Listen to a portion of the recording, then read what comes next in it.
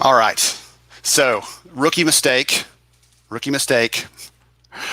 Oh, goodness. That's the way we start this off. I have my microphone muted on my end. Apologies, everyone. So, I'm going to jump back in, do the quick announcements, housekeeping, things like that. I I apologize. That's the fun of a live stream. We sometimes have some fun things like that, and trying to watch everything else happening. So, thank you to everybody shouting out and saying something. We'll fix that. We'll get that all set back up. So let me bring my screen back up. I'm going to show you the notes really quick, what we've got going on here. All right. So quick announcements. I'll make these even faster this time. So I've already had one run through by myself. Number one, we have giveaways this week. HRCI is giving away scholarships for HR certifications. We have other books and resources from our speakers. We'll be giving these things away for people that are engaged and connected with each other in the chat, that are sharing, that want to participate in that way. So don't just be a spectator, engage this week. I'm hoping that you connect with some people and build your network in addition to learning some new things and leaving inspired. Number two, HRCI certification and HRCI and SHRM certification credits. We have 20 of those pre-approved. Thank you to both those organizations for partnering with us to make that happen, and for the team at North Alabama SHRM for submitting and helping us with that. If you want those credits, the details will be sent out after the event is over with. If you can't see all the sessions, we'll be archiving every single day on LinkedIn. Those links will be available. So if you want to jump back in, check that out, see those sessions, you can do that. And again, last but not least, we have volunteer moderators from different SHRM state chapters, state councils, and local chapters that have raised their hands and said, we want to help. We want to support the HR community right now. We know that now it's a tough time for the HR leaders, and we want to help whatever way we can. So we've tapped them to be volunteer moderators for the morning and the afternoon sessions throughout this week. So as I introduce them, they are going to say hello in the chat as we go through this week, but make sure you connect with them as well. They're here to support. They're here to just engage in conversation, to bring a positive voice, and also to represent their own area. Whether it's Florida, it's Illinois, it's Alabama, it's whatever state or local area they're in, they are here to support. And I hope that you will make them feel welcome, but also just engage with them, because they're sharp, they're dynamic people. And I am so thrilled that they are willing to spend some time with us. Okay. Our last announcement before we get started. Some of you may not know, but over a month ago, the HR community lost a dear friend, Chris Fields. I've known Chris for a very long time, and in his honor, we are making a donation to the Chris Fields Memorial Scholarship Fund on behalf of HR Summer School. Chris was so wonderful about intentionally connecting people across the HR space with each other. He went out of his way. He tried to make that happen. And I'm so thankful for him doing that, because I would not have probably met him otherwise. So him being open and vocal about it.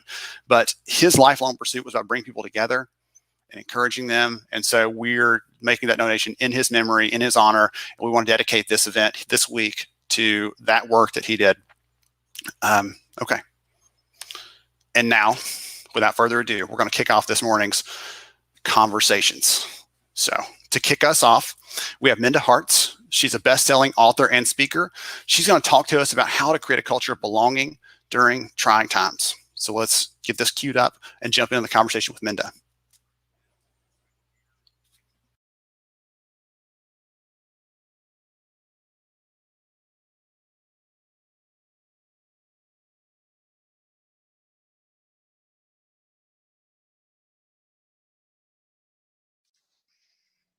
Hey everybody, welcome to our first fireside chat here at HR Summer School. I am so excited to have this first speaker with us. The goal this week was not just to educate, not just to connect, but to inspire. And this is one of the people that I look to when I want to be inspired. I really appreciate her insights. She is very vocal about standing up for underserved communities, and I just love the work that she's doing. Great way to kick it off with one of the notable leaders in our space, Minda Harts. Minda, welcome to HR Summer School. Thank you, Ben. It's so excited to be here. And because of these Zooms, my voice is starting to go out. So we're going to push through this, but happy to be here and so glad that everybody decided to join HR Summer School. Awesome. So tell us a little about yourself, just to get started. Some of the people here don't have the benefit of following you or reading your book. So share a little about yourself. Yeah, well, so my name is Minda and I live in New York, and I like to say a career revolutionary. So my lane, if you will, is advocating for women of color in the workplace, making sure that all women have the opportunity to have a seat at the table. And so I teach part-time at NYU Wagner in talent development in their HR track. And then I also have a company called The Memo LLC, where we serve women of color preparing for their seat at the table. And just, I guess 8 months ago, I came out with a book called The Memo, What Women of Color Need to Know to Secure a Seat at the Table.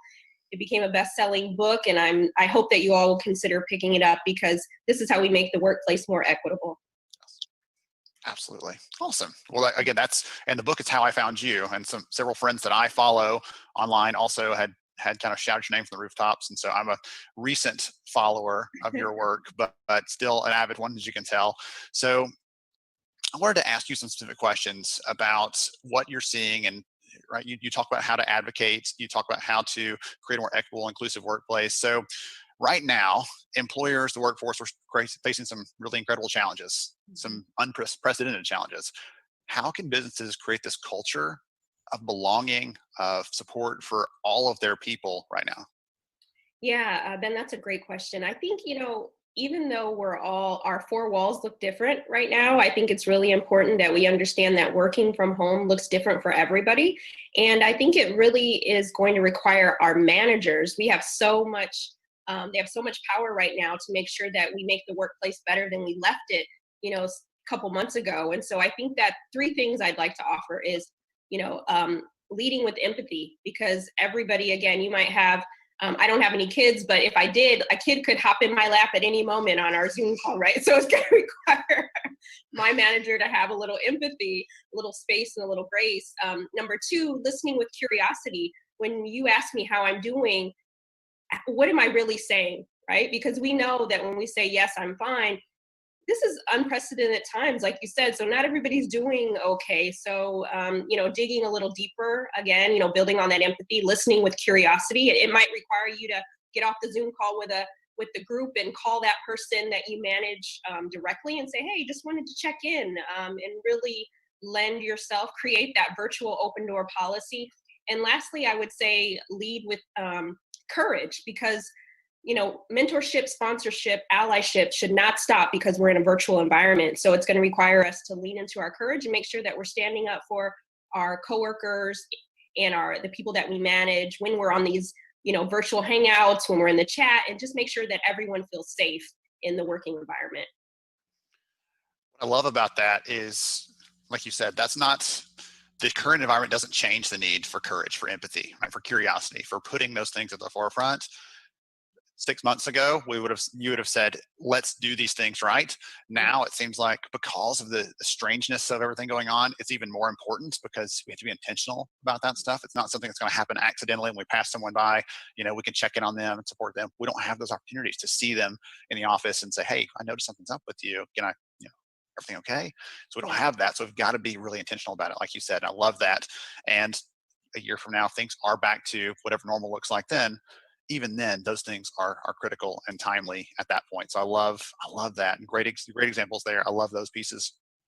So one of the things that I've been trying to do as I've thought about this event and how to really help people right now, I'm thinking about the HR leaders, the talent leaders right now in the trenches. They're trying to support their people. They're trying to help their organizations do the right thing. Any practical lessons or ideas that they can use right now to be more supportive, more inclusive, just helping to build the right culture going forward? Yeah, that's a great question. And I will say that hats off to you, Ben, because it's opportunities and resources like HR Summer School to remind us of some of our blind spots, right? Because this is unprecedented times, and we're just trying to kind of get through the day sometimes and figure things out. So we may not be thinking about what everyone on our team needs, but I think that we have to look in terms of how do we get the most out of our team. So maybe when we were in the office a couple months ago, you might have had your go-to people, right, that you call on and you knew that you were going to get that. So think about what it looks like now in a virtual environment. What about those people that don't get the call from you? So taking maybe time to have, team meetings where we're not just talking about the bottom line, but maybe we're having a book club. So I just think that we have to make sure that we're building relationships, because the way we build relationships directly affects who gets promoted, right? And when we think about the future of work, who are we advancing and who are we leaving behind? And so again, we know that in the traditional sense, there were people who were underrepresented. So who as managers, as leaders, and we all have a sphere of influence, but what can we do to make sure that we're extending ourselves and getting to know each other so that we can provide those opportunities?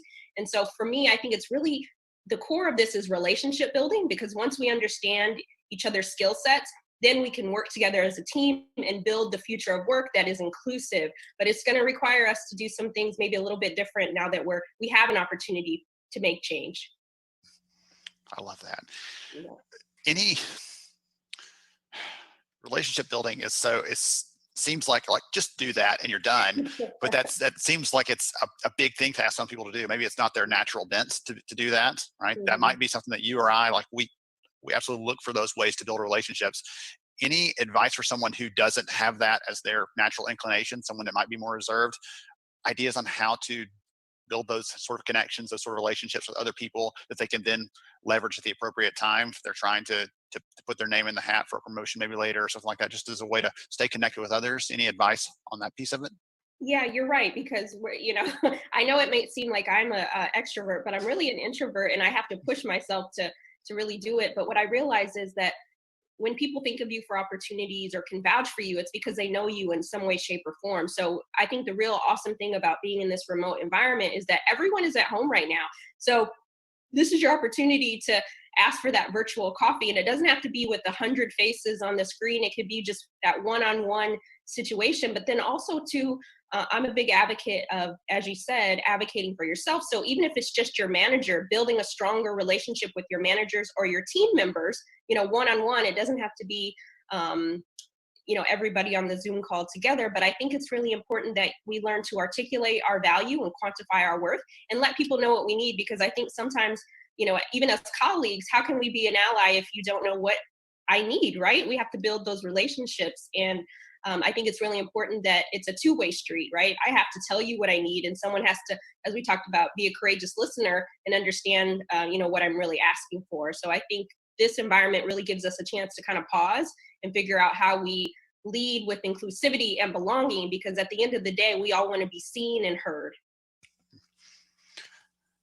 If anybody else, as you're sharing that, I had the thought that someone else out there might be right now looking for a way to build some relationships. And that's one of the reasons we've done summer school the way we've done it, live streaming it so you can connect and see other people in the chat. So if someone has an idea right now, like, hey, here's how I build relationships at work, or here's how I advocate for myself, maybe any way that you're doing that. If it's just, here's how I connect, here's my, here's the kind of people I try to connect with, and just ideas like that too, to follow up on what Minda was sharing there. If you want to share those kind of comments in the feed below, please do. Other people can benefit from that, just like they're benefiting from hearing from this world-class expert right here. Minda, one last kind of big picture question for you, because I know your time's valuable. I'm trying to be respectful of that. One of the things that one of the audiences we're trying to serve with this event are those people that might have been impacted negatively by the current kind of climate. Maybe it's financially, maybe it's career-wise, maybe it's a combination of those things, or some other way. Anything you could share that might be inspiring or supportive for those people? Any advice for them that are struggling, just to give them a little bit of hope in the middle of all this craziness we're going through? Yeah, that's a great question.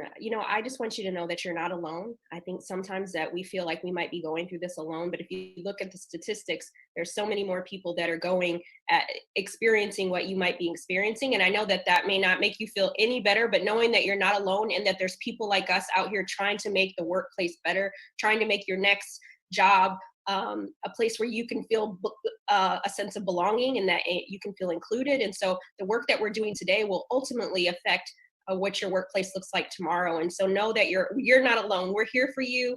Type your answers in the chat box, ask your questions during summer school, because this is what it's all about, community. And so whenever you're feeling like you're just isolated and alone, lean on the community, because that's what we're here for. And so the future of work will require each of us to join in and just be there for one another. And so again, reach out to me, reach out to Ben and others in the chat, and know that you're not alone. And again, you have people fighting on your behalf, even if we've never met before. So that advice for empathy, it sounds like, was one of the first things you learned probably in your career. If I had to guess, that's one of the things you kind of exemplify. So awesome. If someone wants to learn more about you, wants to find your book, what's the best way for them to connect with you or do that? Yeah, find me at mindaharts.com. All my information is there. I'm most active on Twitter, but if you find me on LinkedIn, just type that you are at HR Summer School and I'll accept you right on over. All right, awesome. Thank you so much for joining us. I really appreciate it, your time, your expertise, and I think the audience probably did as well. It's a great way to kick off a wonderful and exciting week and has been inspiring for me. So thank you very much for your time. Thanks, Ben. Enjoy the rest of summer school. Awesome. Thank you. To everybody else, stay tuned for more HR Summer School coming right up.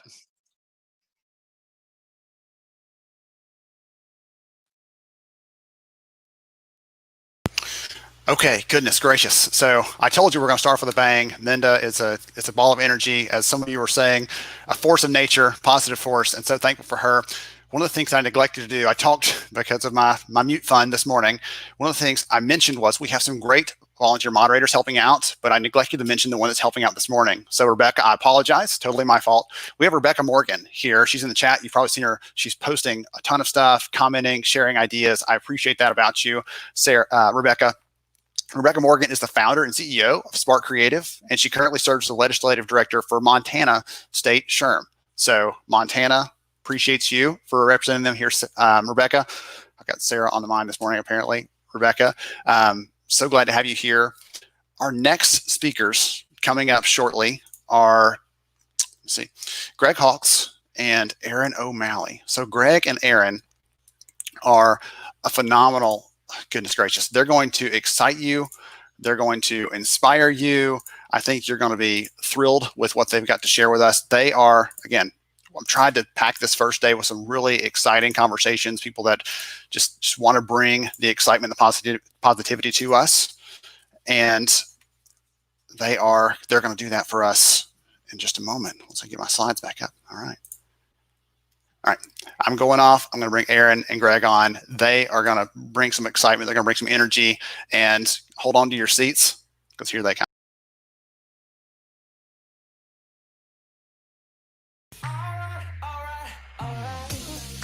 Aaron, I am so excited to be joining you, talking to all these amazing HR professionals in the US and around the world here at the HR Summer School.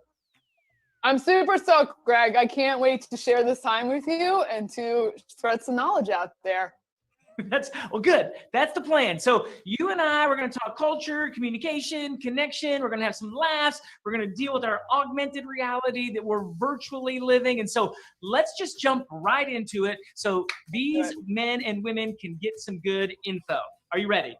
I'm ready. Let's do it, Greg. All right, I'm going to share a screen with you that will get us started, because talking about culture, and there's a lot of different elements that come into play when it comes to culture, and I've put some of them up here, all those kinds of things. But really, when it comes down to it, behaviors, values, beliefs, communication, and the way we feel in an environment. So today, we're going to talk about 4 significant pillars that can cause any culture to be healthy, any culture, whether big or small, to be vibrant and let people be their best. I am all about shaping environments where everyone gets to contribute their best daily, and this does it. So I'm going to jump right in. Aaron, do you mind if I go first? Do it, Greg. Okay, so I'm going to jump right in with these 4 pillars, and I'm doing it around the idea of fashion, because I like to call this message fashioning greatness in our places. And so it caused me to think about fashion. And the first one I thought about was this formal wear, right? I'm wearing a suit today. I'm not quite decked out in a tux, but with formal, the idea is honor. And we often think about honor as this separated, segmented time when people who have worked for 30 years, who have accomplished something, that we create an honor for them. We have an honoring moment or an honoring banquet. And what I am proposing, Aaron, both virtually and in an office space, is that you and I can honor someone every day, every week. If we'll pay attention, I call it appreciation on steroids, it's recognizing not just the contribution someone makes, but also the character that someone brings to the office or to a virtual environment or to their work, and we can honor people for who they are as well as what they do. And in keeping this in mind, it works virtually, it works practically, it works naturally in any environment. So I'm going to stop sharing my screen already, Aaron, because I like looking at us better. But that idea of honoring is a core component of any healthy culture. You bring communication, connection, expertise. Share with us a thought you have about critical components for people thriving and succeeding in this environment and in our future environment. Yeah, definitely. So, but first, Greg, I actually want to go back to your honor, because I'm wondering if you could give a quick example, because I think a lot of the times when we think about recognition and what you were just talking about, we get too caught up in like how amazing it has to be. So I'm going to put you on the spot right now and ask you if you could show some appreciation for your fellow presenter right now. How would you honor me, Greg? Give us a quick example of something you could say. Well, how I would honor you, Aaron, I would say, listen, you bring a vulnerability and a transparency to every interaction you have.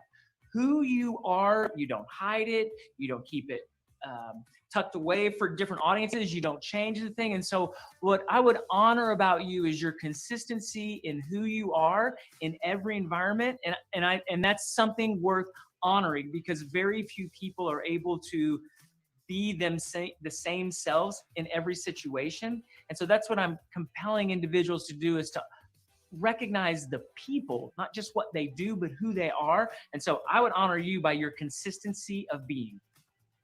Awesome. Thanks, Greg. That was my subtle way to fish for a compliment, but I like what you said. But honestly, now you all know what you're in for, the full Aaron, because as Greg just mentioned, I can't hide what I do anyway. But I think it's just a great example for people to start to hear what that honor sounds like. So now I will share with you, this is my high-tech PowerPoint, not really slide, my analog PowerPoint. This is my connection framework. So I talk about curiosity, care, and control. And the first one we're going to talk about is curiosity. And I think when I talk about connection, I always encourage people to adapt this curious mindset. And often we talk about curious listening, but I think more relevant now is an even broader view of how to stay curious. I'm sure as HR professionals in the past few weeks, you've had a lot of your normal rules and regulations and policies and things that have been in place been totally knocked down, right? Like things that you thought could never change, you've had to change. Work from home, changing all of these different things. And so what I'm encouraging, I get this visual of having all of the, like a big Lego building, and we've had all of these things in place, and now a big wrecking ball has come through, and now we've got all these Legos all around. And what I want to encourage you all to do as we go forward is to stay curious about these new ways of doing things. So I think there's a few questions that I would keep to mind before you get me, Greg. I'm going to ask myself, so you don't put me on the spot. Because I was going to say, Aaron, let me just ask, since you caught me off, the way to stay curious, you said there's questions. So are there like certain questions we ask every day, or like how do people stay curious? Particularly when there's just a bombarding of change, it's almost like, I don't want to know anything else. There's already so much I didn't realize I didn't know. So tell us how to stay curious, or at least keep our hearts and minds that way. Right. And I think that you just hit on something, Greg, that I think people are like, there's so much change. I just want to go back to what's normal. But this is where I think two words to keep in mind are, what are the opportunities and what are the possibilities?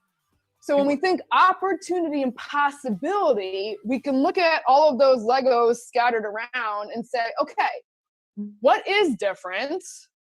What is working? And what is the impact? And this is when I would really encourage you to communicate with your teams or teams that you're working with, encourage them to communicate and ask those questions. Instead of just jumping back to what it looked like before, bring that curiosity and say, hey, maybe there's a way we could do something different that was even better than before. So it's that we've been forced to change. So instead of going back and like resisting that wanting to just go back to how things were, maybe there's ways that you were already doing things that were better than before. So use this as an opportunity to change things up and to stay curious about what could be different. And I think just that mindset, that curious mindset, brings some ease to all of the tumult that we've been dealing with over the past few weeks. Erin, does being curious, does it just create more change though? Like, am I curious just for the sake of something different? Because it's so much has changed the last 6 to 8 weeks, and it's like I just don't even want to know. You know, when I hear you, I think, well, there's going to be a lot more change as we reintegrate, as what the future of work looks like, and it's almost like, oh, it's like coming at us. What is the benefit of me remaining curious when I just kind of want to just like everything to stay the same for a little bit? What do I want to discover? Well, I think it goes back to that ease, because I think the more we're like, it's all changed and now it's not going to be the same, it adds a level of tension and a level of like tightness around it. Because some of these things, we're not going to go back. So if you hold on to that, oh, it's so much, there's so much change. That's what, I mean, honestly, I'm like, Erin, when I find myself getting tense about something, I mean, our world's, Greg's, have completely changed, right? So I could be like, oh my God, when am I ever going to get on a plane and go speak again? Or I can get curious, what opportunities are there? And I mean, even my body language, right? I'm like, what am I going to do with my life? And then I'm like, oh, I can get curious. And then here I am talking with you. So I just think that it gives some space to things. And there's just a difference in your body, I think, when you say curious as opposed to we're dealing with all this change. I actually think it brings on less angst. That's a great perspective, that the idea of being curious actually diminishes anxiety. You know, and that idea of with these HR pros, not just with themselves, but the teams they're working with the leadership teams that they're working with the so many unknowns in the future. If part of the solution is how do we keep a culture that's growing and an organization that's looking forward, it's that idea of remaining curious is actually a calming mechanism and not something that's more disruptive than all the external things that are. So let me jump into the second idea that I had, Erin. Let me see if I can get back to sharing my screen, because I don't have the cool cards like you do. And so we came out of honor. This was formal, and now it's informal. And the idea, and we've been living in an informal world, but the truth is, for a foundational pillar of culture, what that is our identity, our natural selves. And so again, we've actually been living in this environment where we're seeing people's homes, we're seeing people's spouses. I don't know if you've been on any Zoom calls where people have actually done that, where they walk in the past, but just a week or two ago, I was on a call and a husband walked through the back, shirt off, hair. It was just a delight. And it was just like, but this is our most intimate environment where I feel most like myself.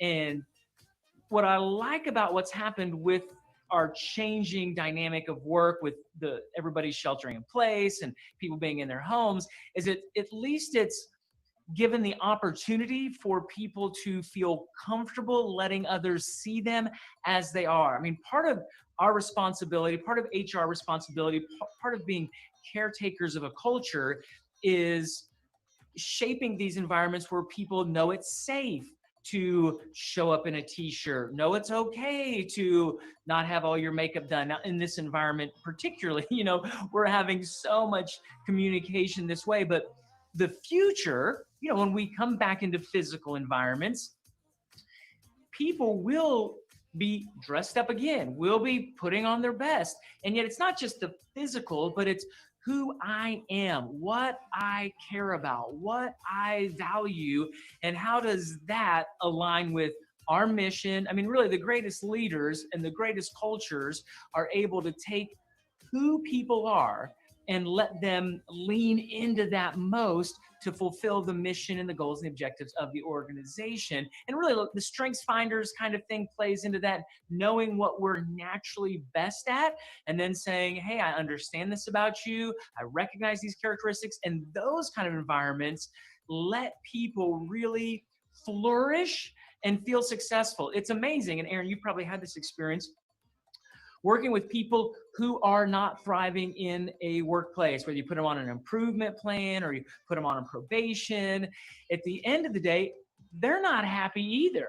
They're not, people who are not succeeding at work don't come in and go, I love coming to work. And it's not because they're lazy. It's not because they don't have skills, but it's because what they're natural best at isn't being accessed consistently or at all. And so creating in a culture where individuals' identities get to be forefront, get to have a place of contribution is so impacting for the world we live in. And so again, today we're seeing it in a whole different way, a very casual way. So it's not professionalism versus casual. It's who I am and how much of that I get to be in a work environment, regardless of where that environment is. And so, oh gosh, I left this slide up way too long. Aaron, you shouldn't let me leave the slides up that long.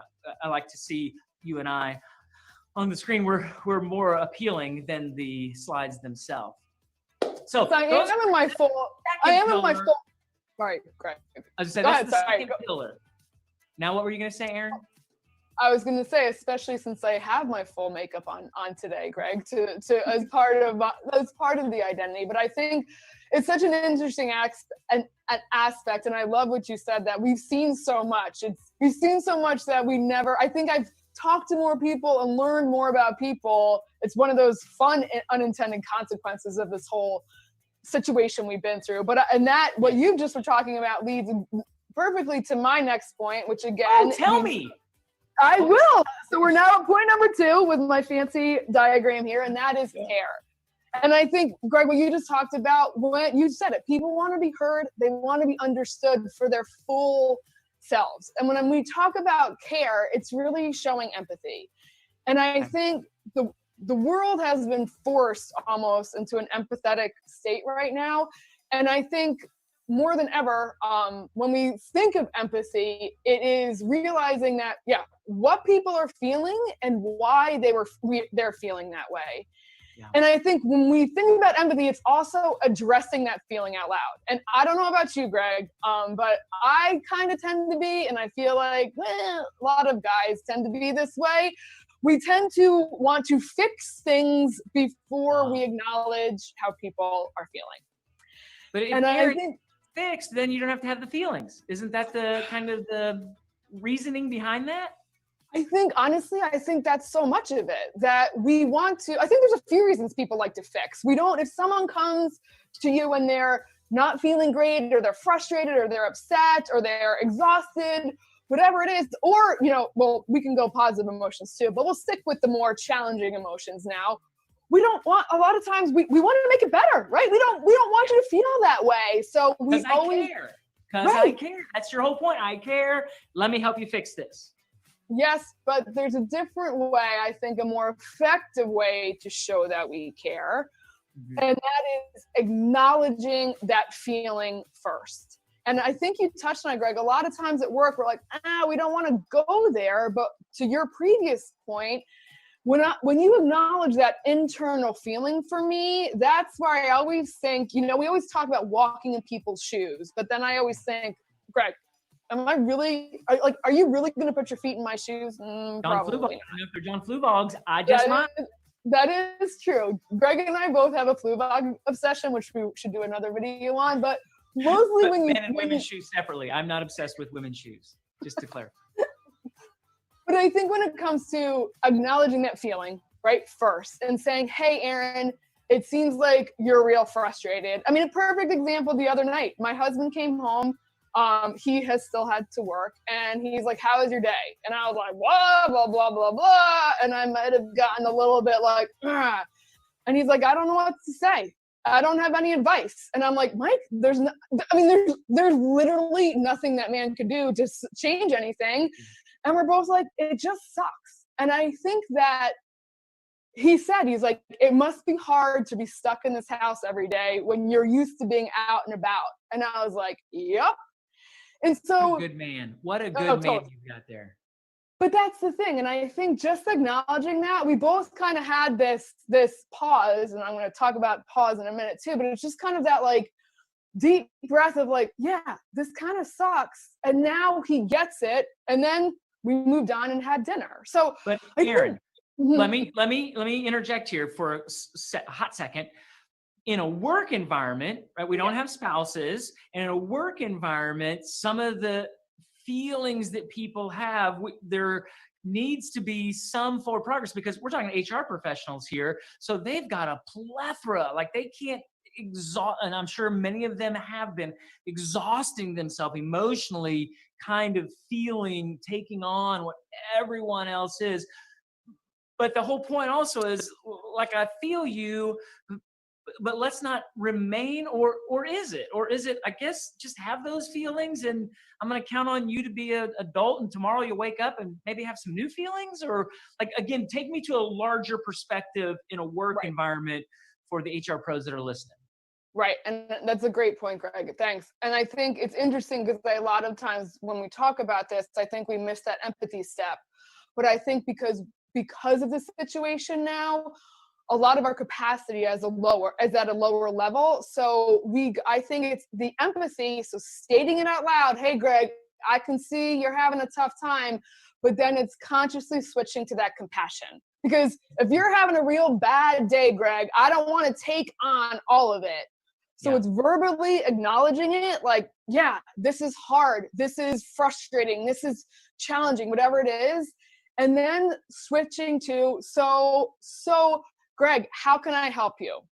Can I give you, like, would you like advice? So the inquiry, it's almost like taking your curiosity and saying, I'm going to use my care, and then I'm going to be curious about the individual, but I'm not going to just wallow in it with them.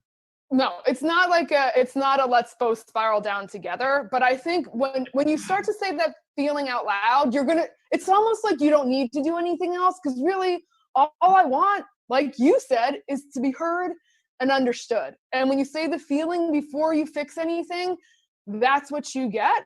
And then it's like, okay, now let's move on. Yeah. Speaking of moving on, let's go on to the third. I've got 4. Let's get to the third one. Once again, don't let me share the screen too much. All right. So come back I'll call you here. out, Come back here. This third one is this idea of being useful.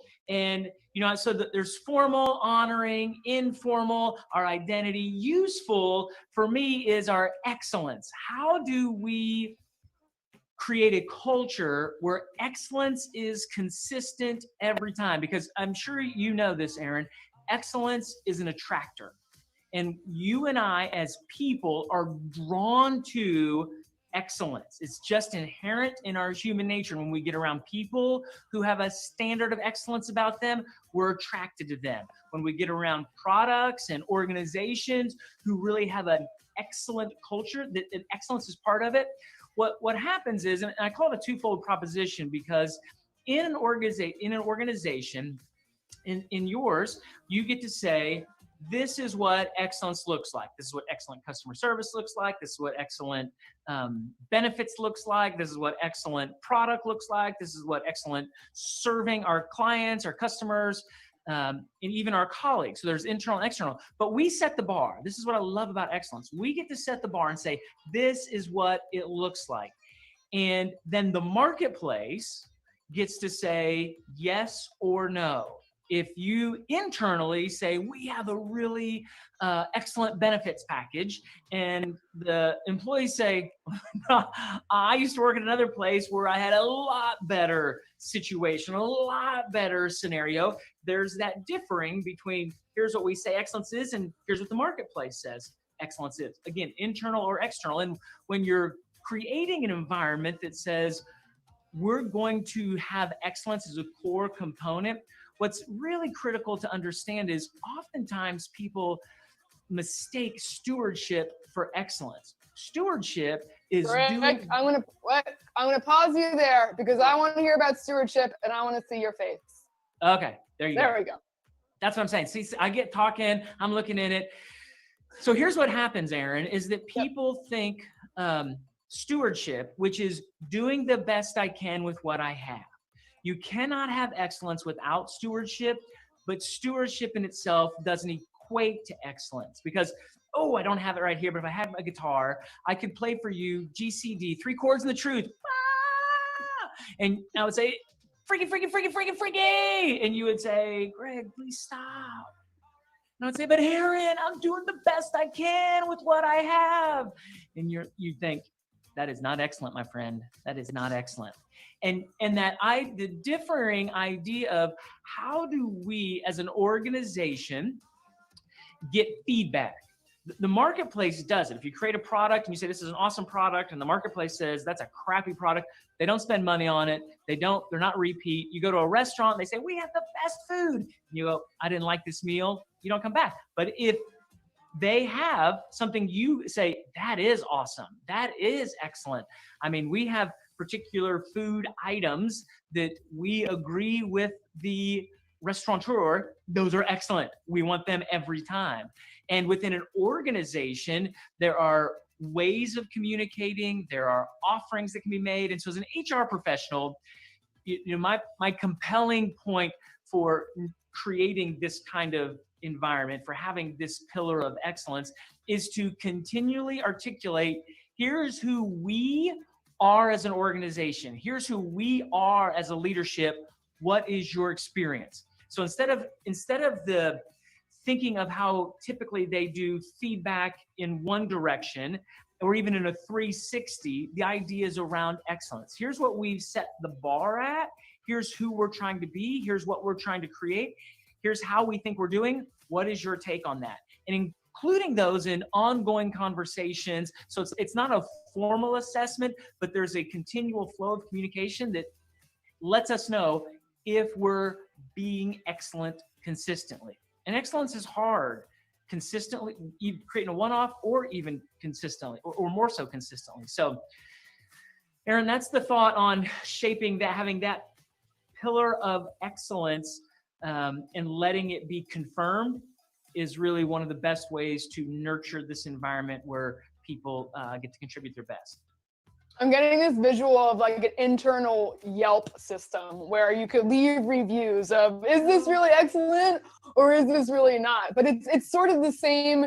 It's having that, well, I'm sure it's different because Yelp is just synonymous, but I love that idea of, are we really doing what we think we're doing? Yeah. And having the courage to do that. I mean, when you have a culture that can, because accountability is built into excellence, you can't have excellence without accountability. And so that goes both ways. So being able to articulate it in a way that people can affirm, yeah, we do have great whatever. Well, we struggle here and there, but overall, we really press towards excellence. So, hey, listen, we've only got a few minutes left. So I've got one more point. You've got another point on your little all right, circle chart there. Give us the third one, Aaron. Number 3, control. And this one, it's a big word, and it's one of those words that is one of my life challenges because I like to think that I have control of everything, don't we all? But if there's one thing I have learned, we do not have control of anything except our response to situations. Yeah. And this is a lesson I learned over and over and over and over again. And I think one of the big ways that we can implement this reaction response and to show up how we want is using the pause. I mentioned it a little bit earlier, but I think now more than ever, it's before we respond, before we react, taking a deep breath and taking a pause to say, what's happening with me? What's happening with that person? How do I want to respond? Did you say something, Greg? I just said, well, I was just having fun with what you were saying. I mean, the pause, like all of us can, and so are you saying having a pause is me being in control? Like, how are you attaching those words? Okay, here's an example. The other day I was walking around the neighborhood and I've been going, we have our dog and I've been taking our dog for walks, and I have been the conscientious one that like sees people coming down the street. So I cross the street, and the other day I was walking and a guy was walking and I was moving and he was not moving, and I wanted to be like, get away from me, you're not socially distancing. And I actually might have yelled at him a little bit, and I was like, get back, which was not me pausing. I mean, in that situation, it was probably good.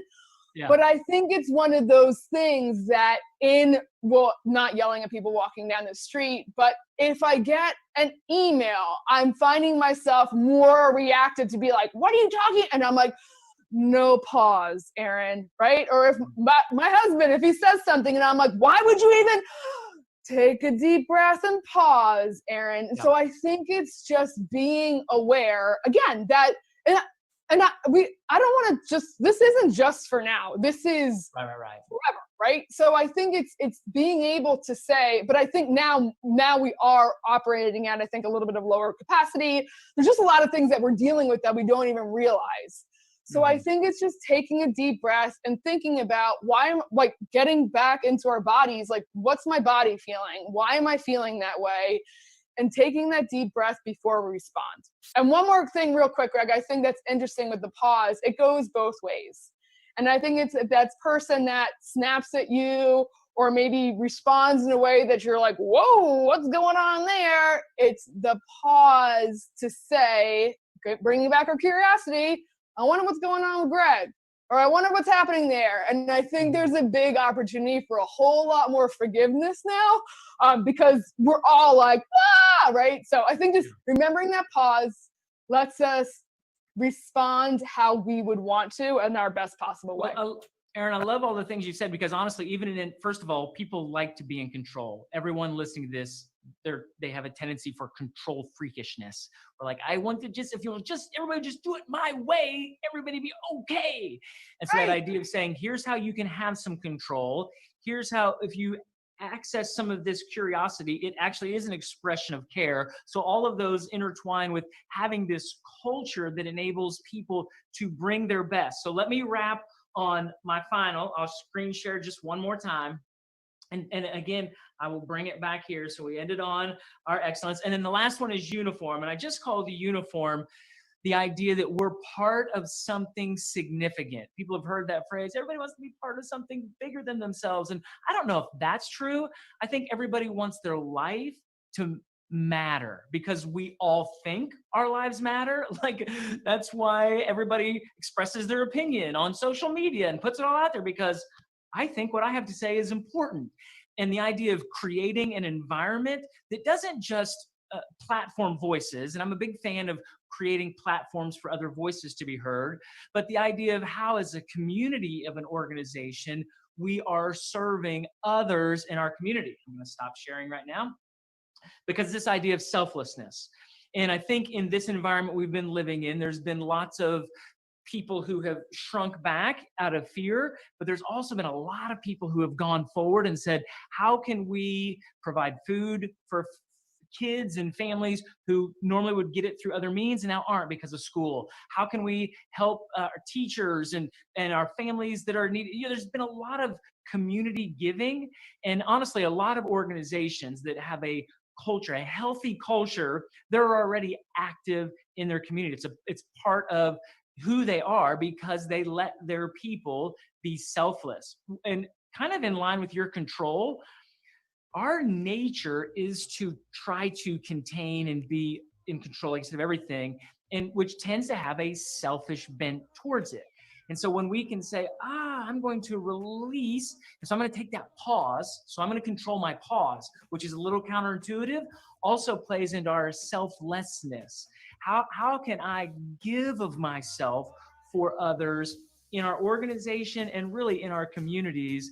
And I am certain and I am confident that what has transpired these last 6 to 8 weeks, as it moves forward, as we move back into office buildings or whatever the next hybrid version of how we do work looks, people will be more mindful, and I'm hopeful, of how we can serve others in conjunction with the work we do, because there's just so much layering of charitable contribution, charitable giving and involvement through the course of this time, aligned with our work, that I think is just so impacting for our people and for the world that we live in. So that's the idea of us shaping an amazing culture where everyone gets to contribute their best daily. It's really a culture of greatness.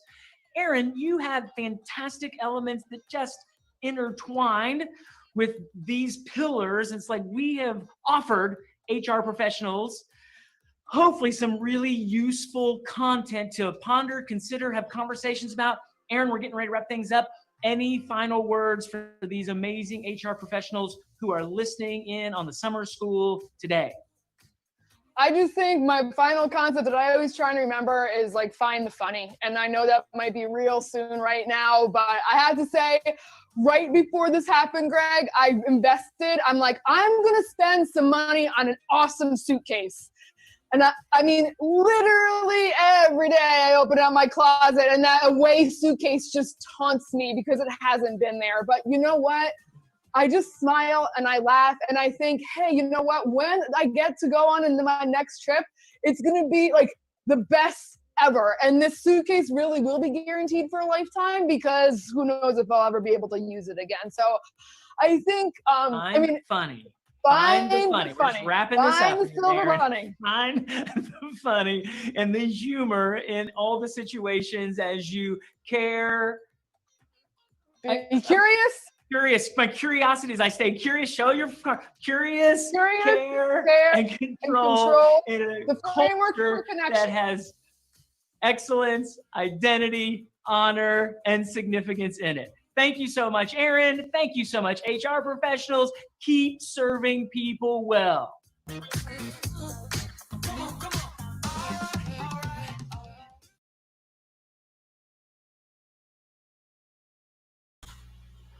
Woo, goodness gracious. I don't know about you, but I am fired up after hearing Greg and Aaron sharing with us, and the live stream's going crazy. So many good insights there from them.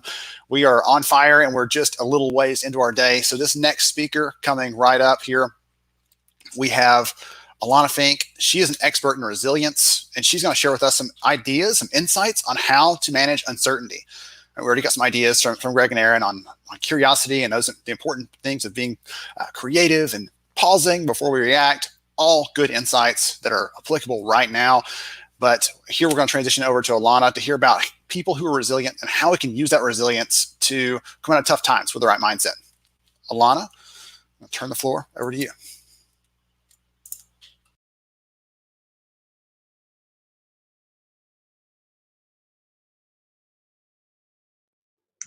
Hey, Ben, thanks for having me. It's great to be here, especially talking about the topic of managing uncertainty with confidence, where so many of us we're all dealing with so much uncertainty right now in our lives. So let's get going. So my name is Alana Fink. I am SVP and Director of Content at Mequilibrium. Mequilibrium is a SaaS tool and an app that helps people manage their stress and build their resilience, all based on cognitive neuroscience. And in my role as Director of Content, I create all of the skills and activities and programs within the product.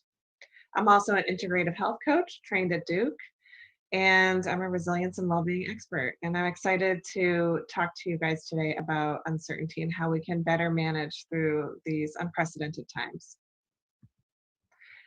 So what is Mequilibrium? So we are based on over 20 years of research. We're built on the science of resilience. We are a scalable, digital, clinically validated tool.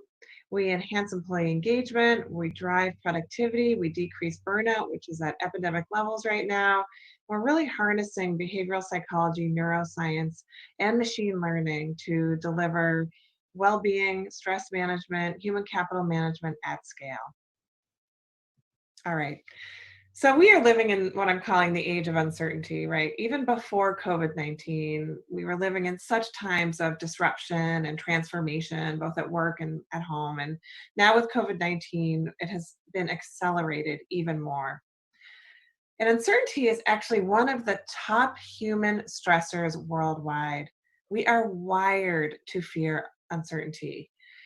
It's as incredible. The brain research shows that we would rather face a negative event with certainty than a potentially positive event with an uncertain outcome.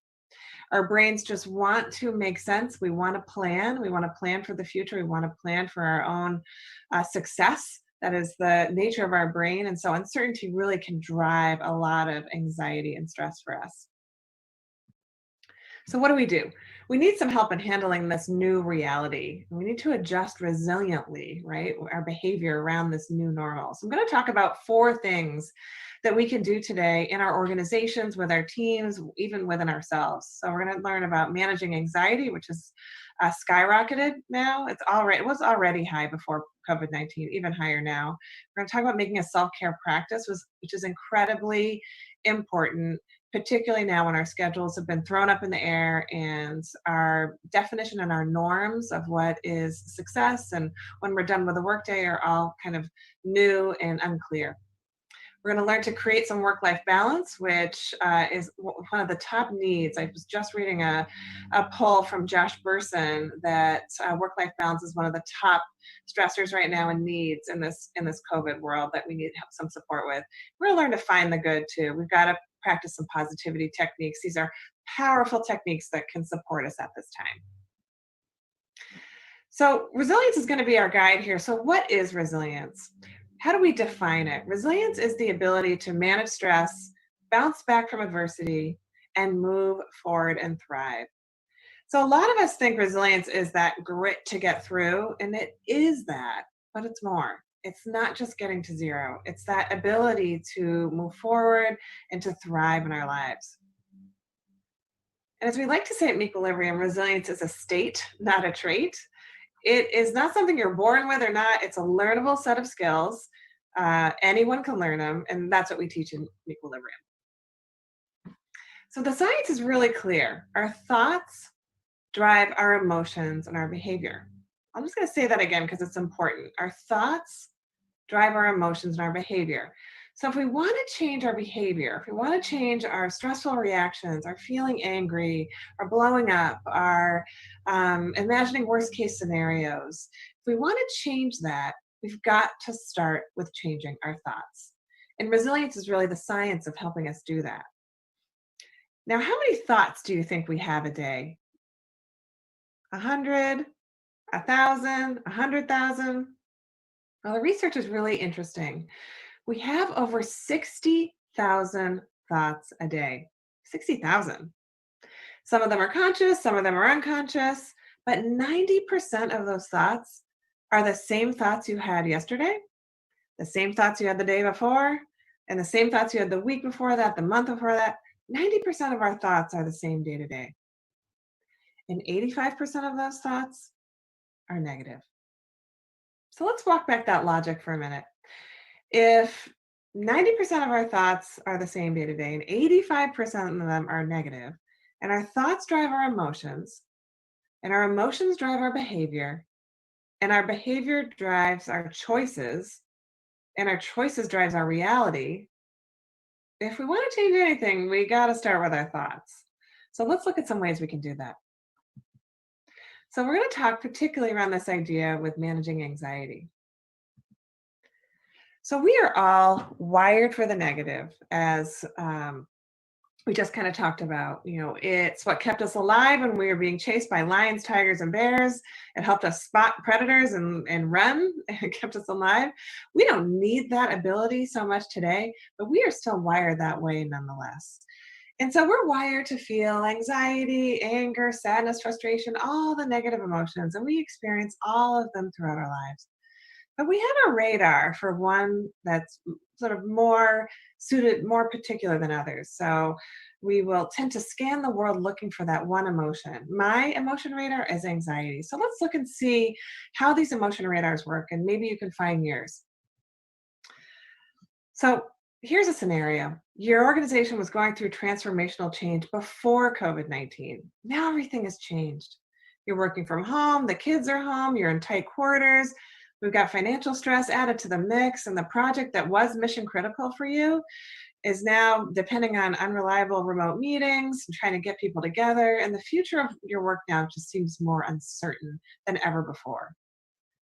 So what do you think? What do you feel? Let's take a look. So some of us are going to be angry. I deserve more support. And when we react this way, when we feel this way, we're feeling a violation of rights. Anger is a violation of rights. That was my parking spot. The world's not fair. Some of us will react with anxiety. Oh no, either my work or my relationship is going to suffer in this new reality I'm living in. When we feel anxiety, it's all about a future threat, worrying about what could happen in the future. And we're all feeling a lot of anxiety now with all of uncertainty in the world. Some of us are going to feel frustration. There's nothing I can do. I didn't have enough people, time, energy, resources. When we feel frustration, it's always a lack of resources. I didn't have what I needed to get that done. Some of us will feel sad. Oh, I thought our relationship was better than this. Your relationship's being put to the test. Whenever we feel sadness, it's always a feeling of loss. And there's a lot of sadness now when we're going through this COVID-19, where we've lost our connection to our loved ones, or hanging out with our friends, our schedules are all gone. Everything is different. So we're all feeling a lot of loss right now. Some of us will feel guilt. Oh, I've left my family down. When we feel that, we always feel guilt is always a violation of someone else's rights. And embarrassment, oh no, they can see I can't manage. When we feel embarrassment, that's a loss of standing in someone else's eyes. And finally, shame. A good person would be able to do it all, and I can't. When we feel shame, we're failing to meet our own standards.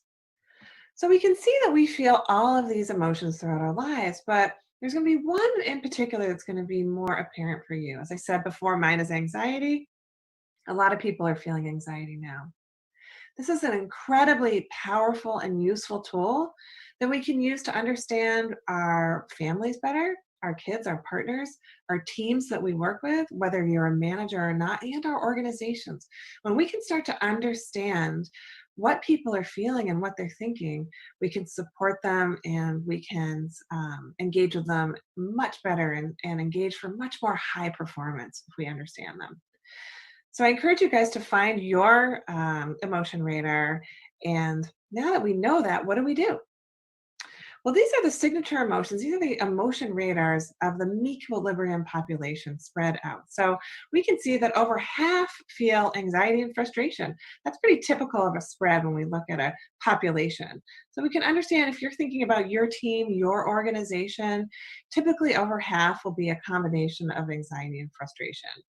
And anxiety likely even higher now with COVID. So what do we do? Now that we know this, how do we handle it? Well, there's something called trap it, map it, zap it. And it's a technique that can support us to understand our emotion radar and help us reframe. So first we want to trap that emotion, trap that anxiety. When we feel that anxiety come on, there's a tightness in the stomach, maybe a heat of anxiety, tightness in the shoulders or the jaw, feeling it coming on. We want to bring awareness to feeling that emotion, because we can't change anything if we don't know we're feeling it or know we're thinking it, right? So bringing some awareness, oh, I'm feeling anxious right now. And then mapping it to a thought. A thought is attached to every emotion. So what am I thinking? I'm really worried about my daughter and she's not going to be able to handle this online school right now. What are we thinking? And then zap it. We want to question that thought, because 9 times out of 10, we're going to go from 0 to 100. We're going to go from A to Z.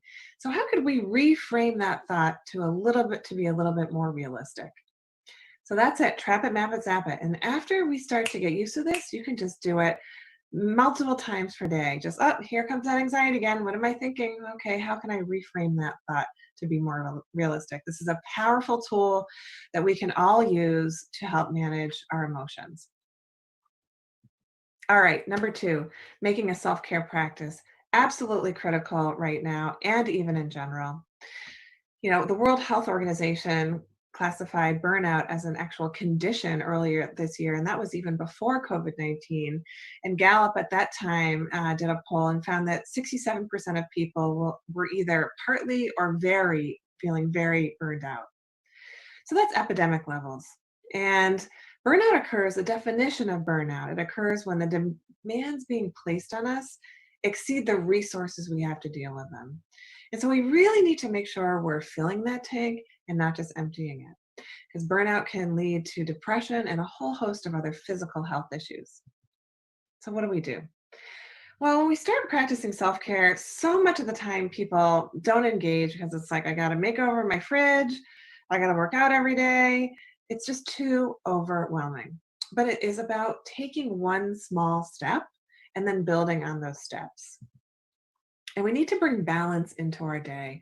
It's really about that energy out versus energy in. You know, we can't run our car on empty, and we can't run ourselves on empty.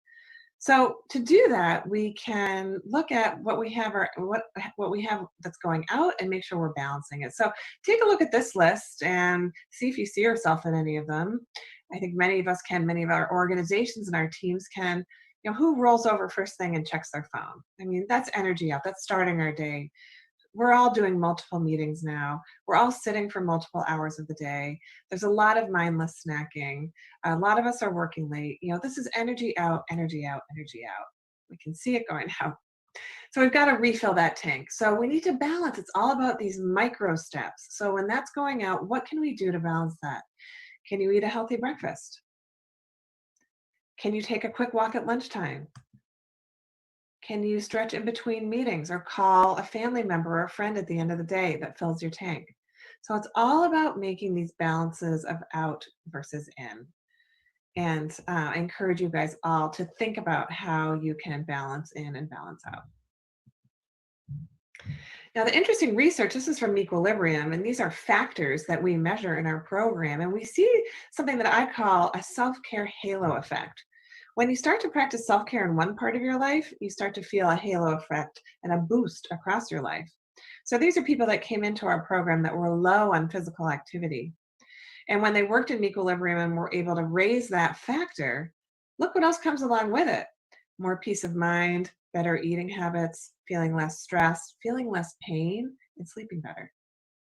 So we can see the power of taking a micro step in one part of your life that it has across your life. So I encourage you guys to take one micro step right now towards your self-care and incorporating this kind of practice within your organizations and within your teams.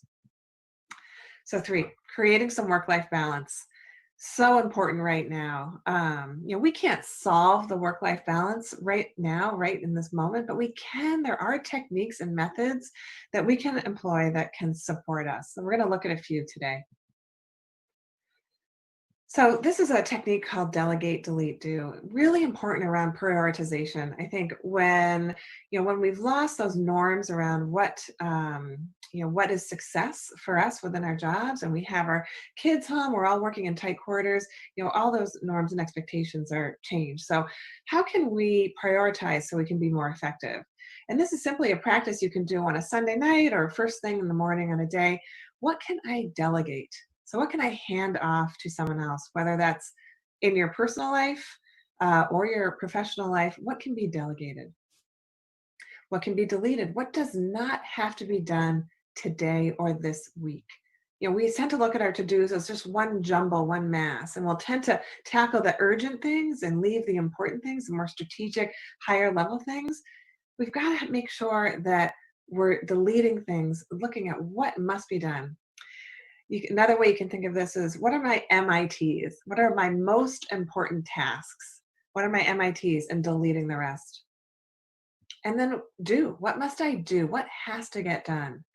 Now, again, we want to incorporate urgent and important. We don't want to just take care of those urgent things that are those emails we need to return, the phone calls we need to return, the deadline project. We need to make sure we have a mix of urgent and important on our list. So delegate, delete, do can be a really powerful tool to find more balance and make us more effective. And mastering monotasking. This is incredibly important now. Many of us are still working from home, trying to multitask, do a million things at once. Well, the brain research shows that we are not nearly as effective when we're multitasking. We make more errors. It makes it harder for us to focus as well. So I encourage you guys to find even pockets of time where we can monotask, and encouraging this within our organizations, letting people take a pocket of time at least where they can practice monotasking and go deep on other work they need to do, because the work will be better. It'll be more efficient. And finally, practicing mindfulness. So incredibly important when we're thinking of work-life balance, because so much of our stress and our anxiety that is driven is worry. And so how can we bring ourselves back into the present moment to ease some of that stress, worry, anxiety, frustration, anger? Mindfulness is just about practicing bringing ourselves back into the present moment at hand. Anxiety is thinking about the future. Anger is typically worrying about the past. So mindfulness techniques are really simple. You can get yourself out of that fight or flight, that worry state, by practicing as little as 3 to 4 deep breaths. So simply taking a few deep breaths. Or practicing a short meditation. It can be as little as a minute, a couple of minutes. There's so many. We have many meditations in Equilibrium. We have over 25 meditations, but there are also great apps out there that offer a lot of free meditation. So mindfulness is sort of another key tool in that toolbox for trying to bring some balance back into that work and life tension point. And finally, we want to find the good. This is the last point we're going to make today. Really incredibly important. As we learned at the top of the hour earlier, that we are wired to feel negative emotions more easily and quickly than positive emotions.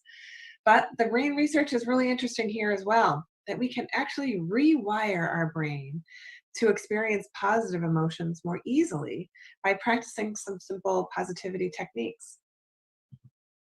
Now, there's something that psychologists have coined called the positive upward spiral. And it shows that positive emotions appear to act as sort of nutrients for the brain, and they help build more positivity in our brains. So when we start to practice these simple techniques, I'll share a few with you today, they kind of build on each other, and you start to feel content, and then maybe hopeful, all the way up to feeling true joy and empowerment in our lives. And these are simple techniques that we can practice personally, and that we can also practice within our teams and organizations that can be real game changers. So personally, we can do something, it's called writing down 3 great things. Many of you maybe have heard of this. It's just a simple technique at the end of the day, or maybe it's easier for you in the morning. But just thinking of 3 good things that have happened to you in the last day or so. So quickly and easily, we will gloss over the good stuff and focus on the bad stuff. And this just forces us to notice the good, which we will so easily not. So they can be tiny things. My colleague said, thank you. My partner made a great dinner. I had a nice Zoom with my mom. I got a package today. Tiny things matter and they count. We do this at the dinner table at my house, and I'll admit sometimes it's hard to come up with 3 things, living in this COVID world, but we reach for it, we find it, and we just go around the table and share it. And it really changes the tenor of the mood, the day, and the dinner. So what do you think keeps us most engaged at work? It's really interesting because when surveys like these are done, typically leaders will respond in one way, but teams will respond in the exact other. Leaders tend to say, well, I think they all think it's about the salary and the benefits. But when we ask employees, what they want is meaningful work and a connection to something larger. That is the number one thing they care about. This is the driver for us, the driver for engagement and purpose. And building this within our organizations, within our teams, is free. So how can we do that? Well, there's some simple things we can do. We can say thank you. There was one study by Harvard Business School that showed that when somebody said thanks, there was a 50% chance that that person would offer help to someone else on their team and in their organization. So saying thank you can run virally positive throughout an organization. Show your appreciation. You don't even have to be a manager to do this. Just say thanks. Say, hey, you did really great on that meeting, or that project when you did a great job on that. Just showing your thanks and appreciation and praising effort and accomplishments. And creating a win list. This is a really powerful one. You can do that for yourself. Just jotting down, what are your wins you had today? What are the wins you had this week? Or put this idea out to the team you work on. Or set this up as something throughout your organization. I do this with my team on our Monday morning scrum. Before we talk about everything we've got to do during the week, We call out a win that we had from the week before. It changes the tenor of the meeting and it changes the tenor of our week. You know, we're attacking all the things we have to do. We now feel like we've got that self-efficacy and that confidence to go after and get it. So there are simple things we can do to build positivity within our own personal lives, within our lives at work, within our teams, and with our organizations that are really powerful changers. And again, there's a halo effect here for us. So this is, again, data from Equilibrium showing that when these are factors that we measure within our program. So those that came in lowest on the positivity factor, when they worked in the program, they were not only able to raise that positivity factor by about 44%, look what comes along with it. They're feeling more peace of mind.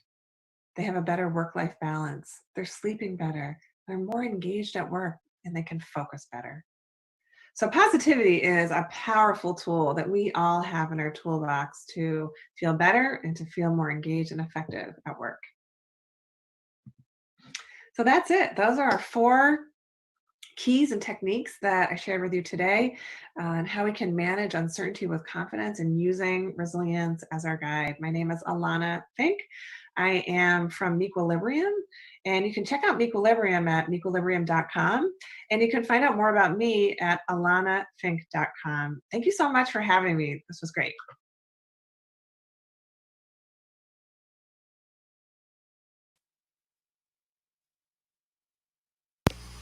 Okay, wonderful, Alana. Goodness, somebody told me a little bit ago, sent me a message and said, I'm trying to follow the comments, and there are so many.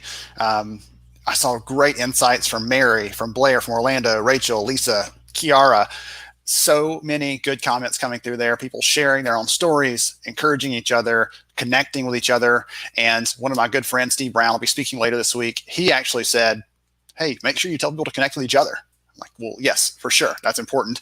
But do that. Make sure that you take a second, reach out there, connect with the other people that are here at the event, that are engaging in the chat. Don't just comment back at them and be done with it. All you gotta do is click the little picture. You can connect to their LinkedIn profile. You can say, hey, we're chatting on HR Summer School, and boom, you've got a new connection, someone who already has proven they care about the same kind of things that you do. They care about education. They care about inspiration. So really, really excited to bring up this next speaker. Let me get you his beautiful little headshot there. So Alana shared some great things on resilience, how to be more resilient, how to be more kind to each other, positivity. I loved all those insights there. And again, it seems especially important right now. Next up on our agenda is John Baldino. John is a longtime friend, and he's a champion for HR, for doing things in a better way, a more human-focused way. And his talk is about how we can manage employees in an inclusive manner. And I'm excited about that because he could have just talked about performance and dropped it, but he talks about inclusivity in his conversation, weaves it in, and I can't wait to hear what John has to share with us. So let's bring John up and let him take it away.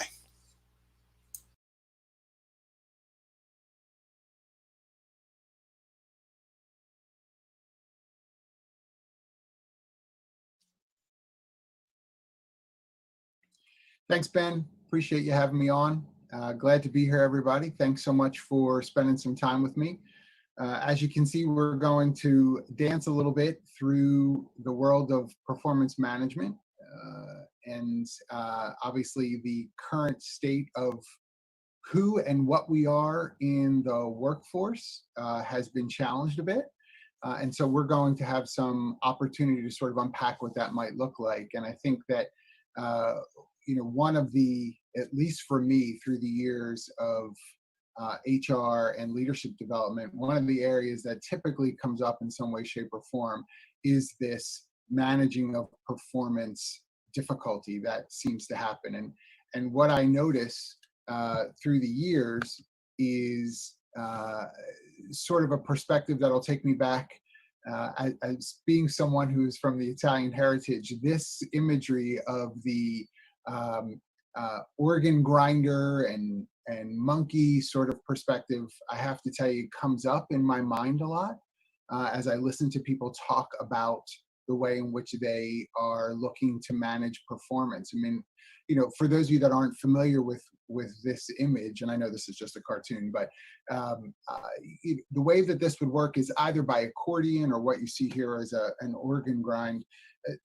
The human would play some sort of music, right? And the idea is that the monkey who's holding the cup would dance to that music, to the delight of the crowd on the street that might gather. And the goal would be for that monkey to, again, dance and be able to hold that cup as people would put money, coins usually, into that cup.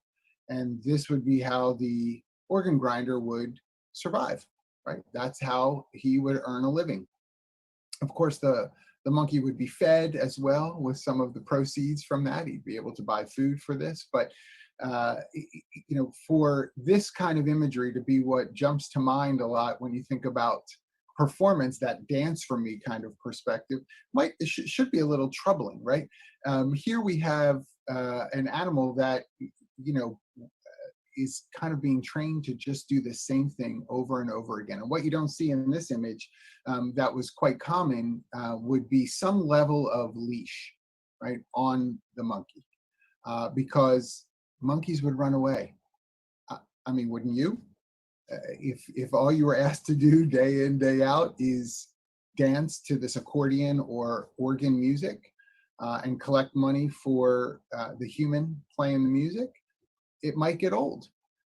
And there was no room for anything different. And again, I understand that this is a monkey in comparison to maybe what we're dealing with for staff issues. But what the point is, though, I have to say, may not feel very different for some of our staff. They're not really sure what other criteria they might be judged upon. Are there other components that they should be more thoughtful about? One of my favorite Broadway musicals is A Chorus Line, and there's a great song in that called Dance 10 Looks 3. It has another name too, but we'll go with that since this is made for families. Dance 10 Looks 3, and if you don't know it, look it up afterwards. But the gist behind the sentiment there is a young lady who is trying out to be a part of the chorus line for this new show, and she shares a bit about the revelation she had where basically she trained her whole life to be a great dancer and got there. She would get 10s as far as evaluation is concerned for her auditions. But they'd also have a category for looks, and she'd score a 3. And for her, the message of keep practicing, get better at dance. If you really want to pursue a career in dancing, you've got to put the time in to perfect your craft. And here she did it. And yet she still was not attaining the goals that she had to be a professional dancer, to be hired and paid for that kind of work, because apparently there was another category that she was unaware of. That often too is what we have some staff dealing with. Whether it's this organ grinder, right, or the Broadway audition, we have a great tension between control and results, particularly our managers who have never perhaps been trained before, and we give them an opportunity to be in charge, and they only know how to exercise control in very simplistic ways. And so they try to give a level of control and hope for the results. And when the results don't necessarily happen, what we wind up seeing a lot of managers do is tighten those controls. And what that leads to is a very unproductive strategy, right? There's tension, there's arguments, there's frustration that'll set in, and it winds up leading to this vicious cycle of supervisors tightening those controls over and over again, and staff pushing back because it just doesn't feel natural. And we wind up, again, sitting in a lot of categories that I know if you see here are going to resonate with you in regards to a performance appraisal forms that you've probably seen through the years that have these categories built in here. Categories around teamwork, do they function together well? Does this person participate in a way that lets the rest of the team know that he or she or they could be counted upon? Professionalism, does the person portray a level of professionalism? Well, my question would be, to whose definition? Is that to the supervisor? How well does the supervisor know what professionalism should be? Might it overlap into something that's already listed here as another category, say attendance or lateness? That kind of lack of clarity between these categories often happens. So if I've asked through the years, okay, well, why did you give this person a, needs improvement in professionalism? Oh, because he's been late a few times, more than he should be over the past 6 months. Okay, well, you mark that on attendance and lateness. Why are you also marking it in professionalism? Well, really, they go hand in hand. Do they? Should they? If you're not really sure about the line of definition between these categories, how do you expect your staff to know as well? And so again, these areas wind up becoming the defaults that we see a lot on written appraisal forms. Some of you are dealing with written appraisal forms that probably haven't been updated since 1984, right? And it might be time to sort of bring these up to speed, because there's a bit too much of some subjectivity here and some overlap that really doesn't set the staff person up for success. Write-ups being one of the last ones to mention here. How many write-ups are too many write-ups? And what are the write-ups for? Is there even context? I'm not sure why, that might even be a category. Write-ups really are going to be about any kind of corrective action. Does that influence performance? Sure. But if it's just numeric in basis to have it on your performance appraisal form, for what, right? The only numeric stuff perhaps that is the one that people love the most here we see is numeric growth, right? Those that get to be in charge of, say, sales professionals, and you're like, great, I know their quota, I know what they should have hit, I know what they did hit, I can be very linear about that. That's true. But that can't be the only way that a sales professional understands the value that they bring to the organization. How do we validate something much broader? And I would say over the last 3 years or so, we've started to broaden, 3 to 5 years, let's say, we've broadened our approach, right, to performance management. We've added areas of constant communication, which is wonderful, right? And I don't know, whatever trends that you're using, daily huddles, weekly 10s, monthly 30s, I don't know, whatever these phrases are that you're using, that's great. Don't stop using them, because one of the areas that management needs to do is constantly communicate, give people feedback, give them understanding about where things are and where they're going to go. It helps people to understand how they fit, and that constant communication has come back to be pretty beneficial for most organizations. Couple that with some considerations around goal development and tracking. I know you're familiar with SMART goals, and we're not going to take time to walk through all of the categories of the SMART. You can look that up or listen to some other wonderfully smart people in that area. But I know a lot of you have added those things to the way in which you set plans for your team. And then you've also given them indication as to how that's going to be tracked, whether that's numeric, some sort of quantitative way, or if it's going to be done qualitatively.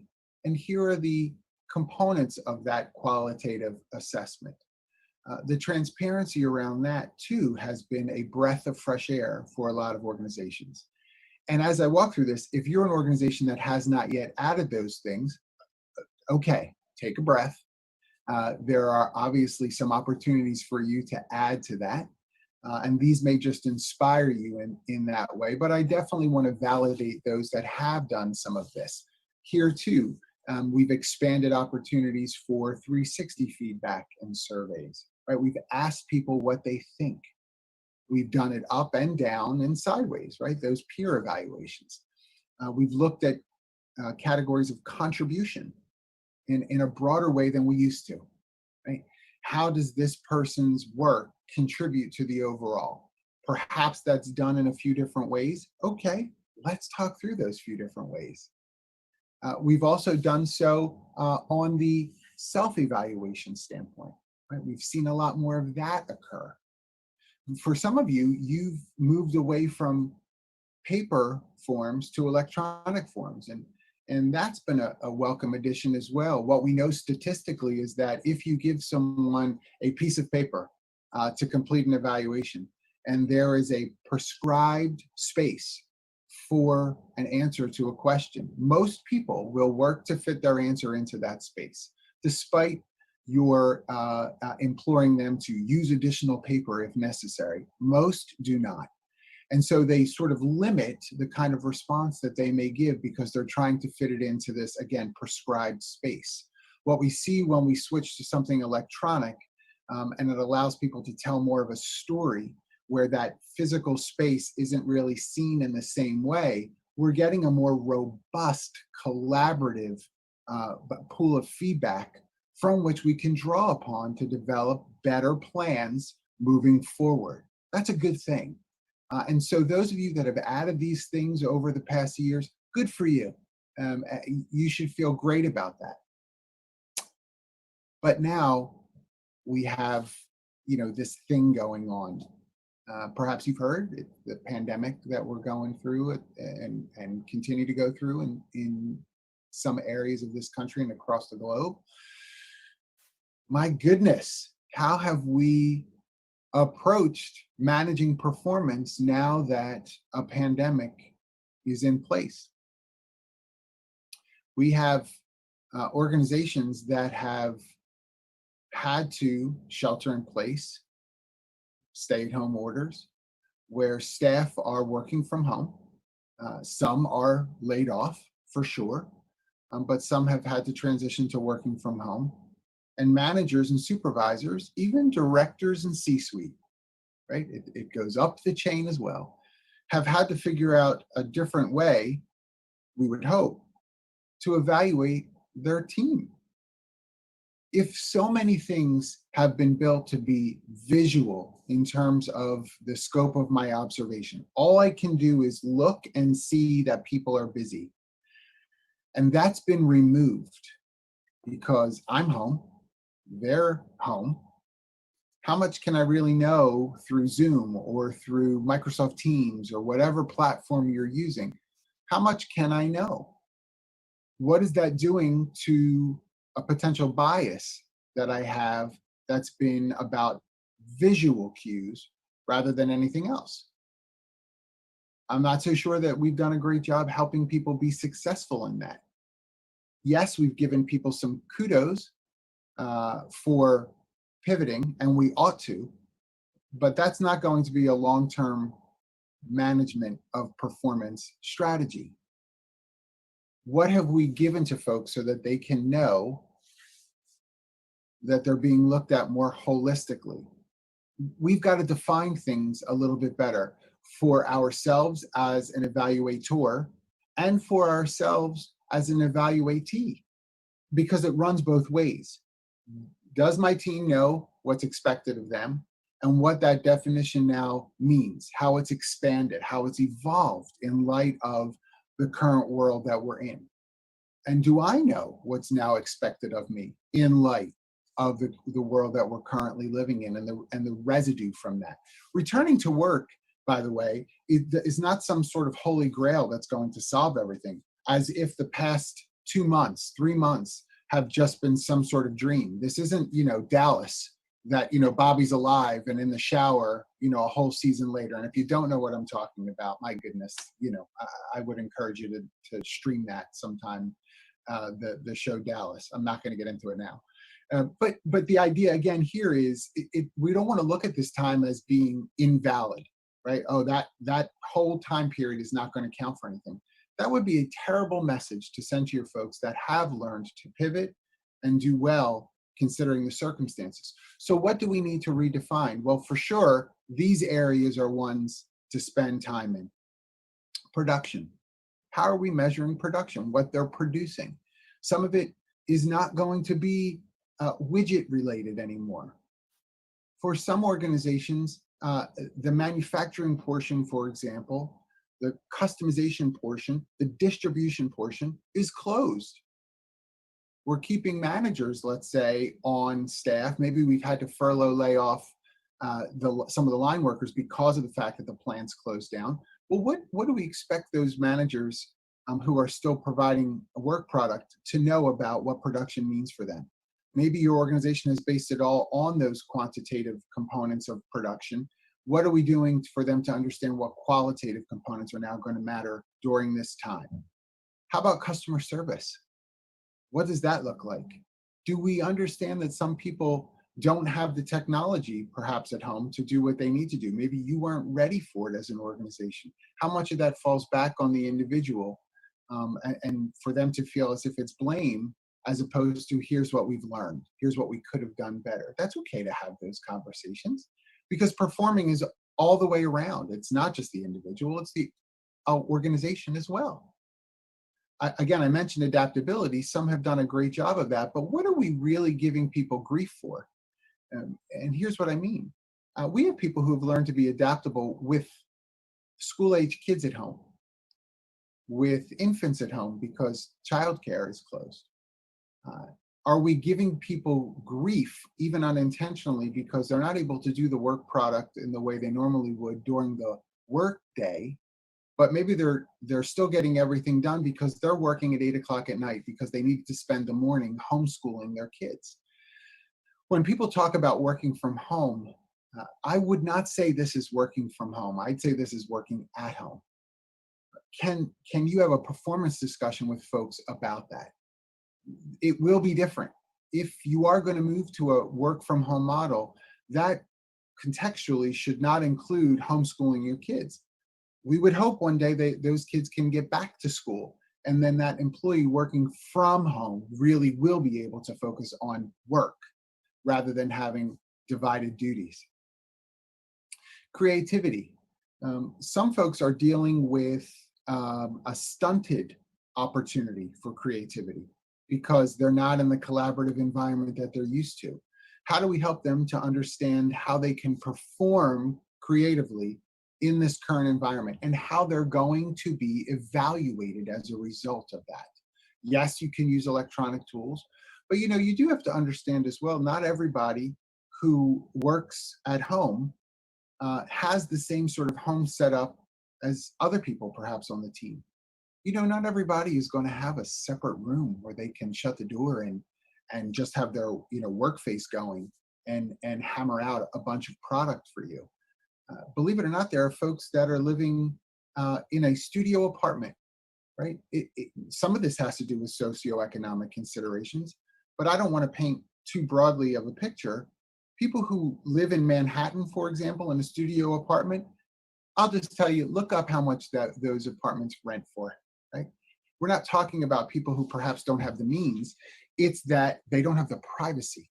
They don't have the opportunity to perform in the same kind of environment as perhaps they're used to. So how much latitude is there in consideration for creativity? Time management, again, touched on some of this in some of the previous things I've said, but do you have the opportunity to sort of flex on how someone manages projects, how they manage their workday? Are you really being punitive for them if they are not done everything they need to be done, in your opinion, by 5 o'clock as opposed to 8 o'clock that night? Is that okay? Can you deal with that?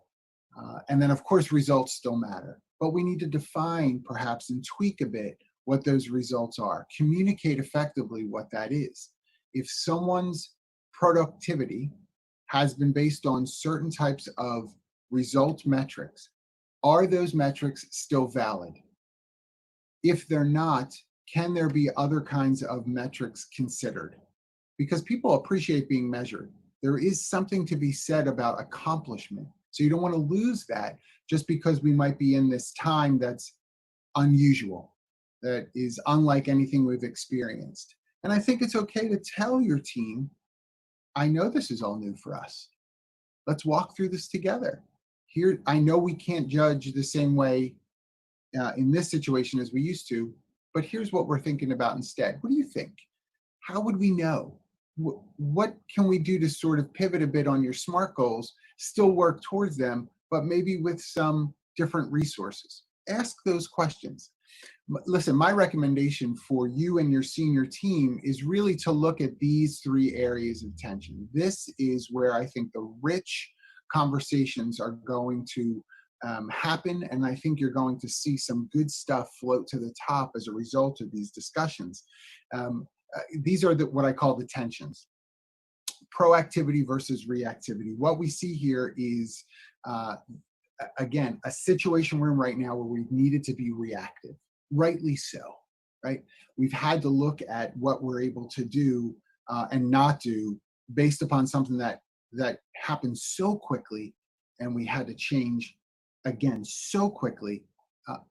We can't ignore the reactive component of what we're dealing with. On top of that, we have to look at proactivity, because we can't just legislate for now, we have to legislate for the long term.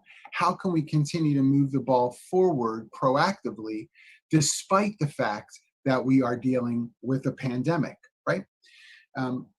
What about privilege versus rights? Some of your organizations are really struggling with this at the moment. And what I mean by that is we've set employees up to understand that it is their right on an annual basis to receive an appraisal that really is the crux for their 2, 3, 4, 5% increase in compensation.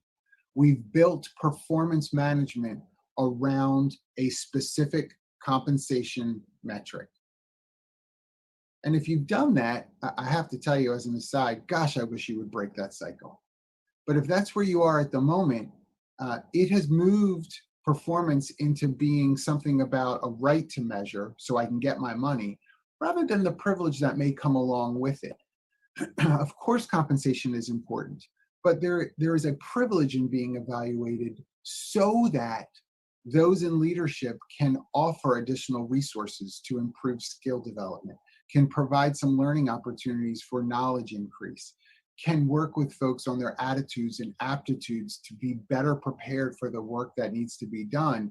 This evaluative process, which should be constantly happening throughout the year, should build upon those things so that people can appreciate the privilege of evaluation as being more than just compensation, but rather for my specific development.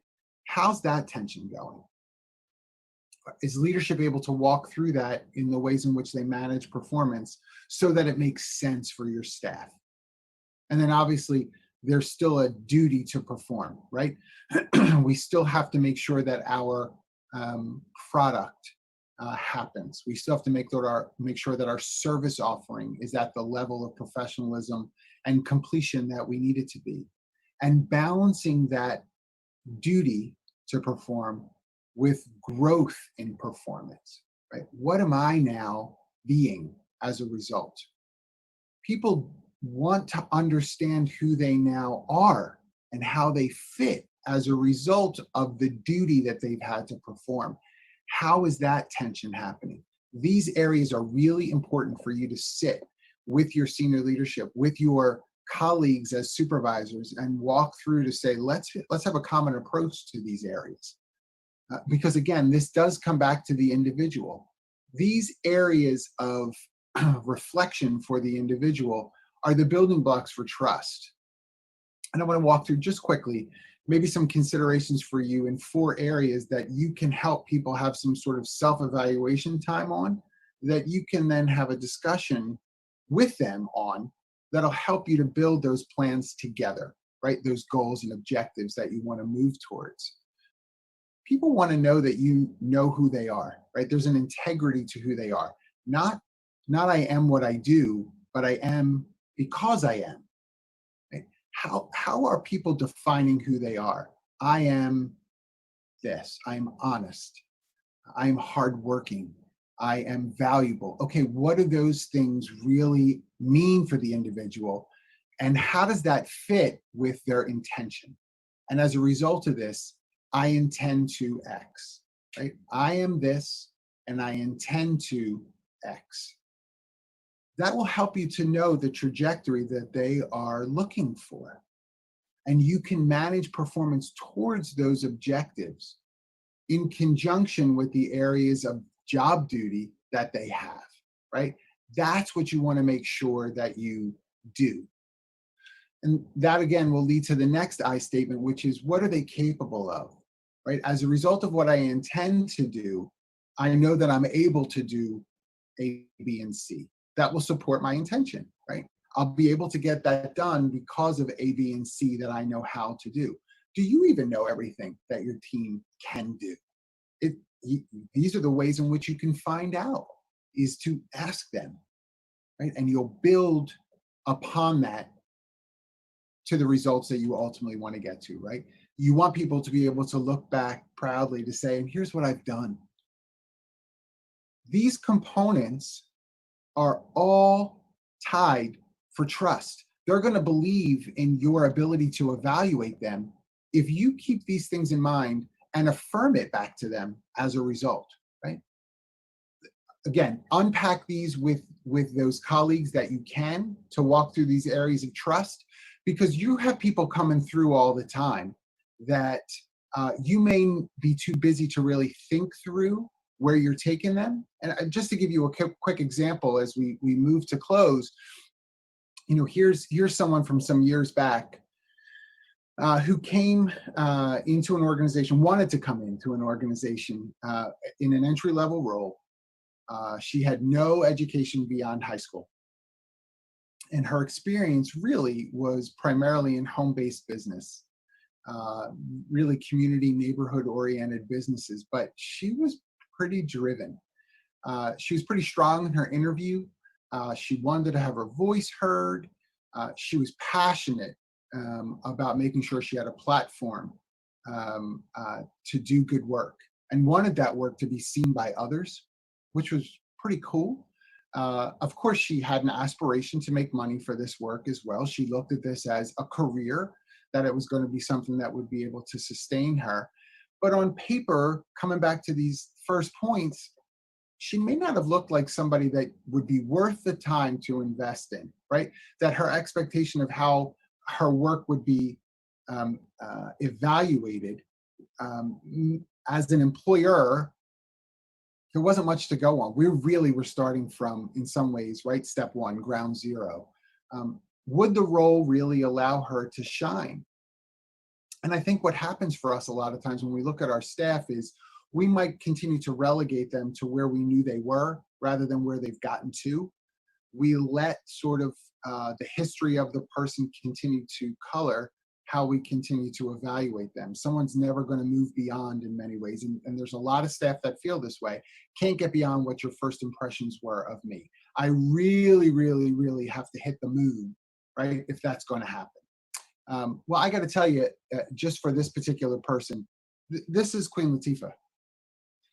And I pick on her because, you know, this whole idea of dance for me, where we start with this organ grinder perspective, this overly controlled perspective of dance for me, she met in her first single off of her first album, less than a year after high school, when she was given a shot, called Dance for Me, where she really used that platform as a female rapper, and one of the most successful to date. Today, she's worth about 65 million. And not that it's all about the money, but it's about the platform that she was given an opportunity to have, and someone to believe in the kind of work that she could do, and to give her the resources to perform in that way. That's what you need to do. That's what we all have to do. We want to be treated that way, and we want to do that for others. So thanks for letting me chat a bit with you about this. I hope it's given you some initial thoughts and some categories and tools that you can kind of go back to your organization with and put into practice. Thanks.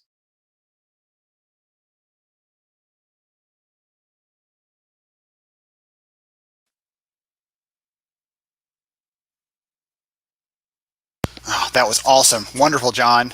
Thank you so much. I don't know about you, but I can see and hear the passion, the concern, the kindness coming through as John is speaking, as he's sharing. And it's so much fun to see. That's one of the things, actually, I'll share with you, behind the scenes kind of thing. When I was talking to all these speakers about this, one of the things that I said was, you can present about something that you care about, but you've got to care about it. You've got to be excited about it. You've got to be willing to bring that excitement and interest for everybody else to see and feel that. So I appreciate John for making sure he brought that through. So goodness gracious. All right. We are moving right along. Goodness, we got some good stuff coming up as well. If you saw the email come out shortly ago about the trivia game that's going to happen in a little bit, the link was wrong. That is totally my fault, but the updated link has been sent out. I'll make sure and post that in the live stream chat so you have that as well. The updated link, bit.ly/HR-MON. So HR Mun, it'll be the same all week, the same format. Again, I'll put that in there. It'll be up after I finish this next talk. So I don't want to hold that up anymore, because we're going to talk one more speaker, and then we're going to take a break, take a little intermission. Let me catch my breath for a moment. So up next, I'm talking with Professor John Haggerty. He is he works at Cornell University, and I had the opportunity recently to speak to his class at a virtual session. It's amazing. I'm thankful for this. He actually had his students read the book that I wrote about artificial intelligence for HR to look at how those things are going to affect the profession, and it's for an HR class that he's teaching. And so he asked if I would come and share with the students. And so I'm talking with them, and at the same time, I'm thinking, wow, this professor really gets it. He really cares about his students. He cares about them understanding not just the nuts and bolts, but the bigger picture of what HR looks like and what sort of things we need to know to really be successful. I don't know about you, but when I got my degree in HR, I knew about 10% of what I needed to be successful. The rest of the things I still had some learning to do. So we're going to talk to John about the current and future skills of HR, what those look like. So without further ado, I'll get out of the way and bring that conversation up with John.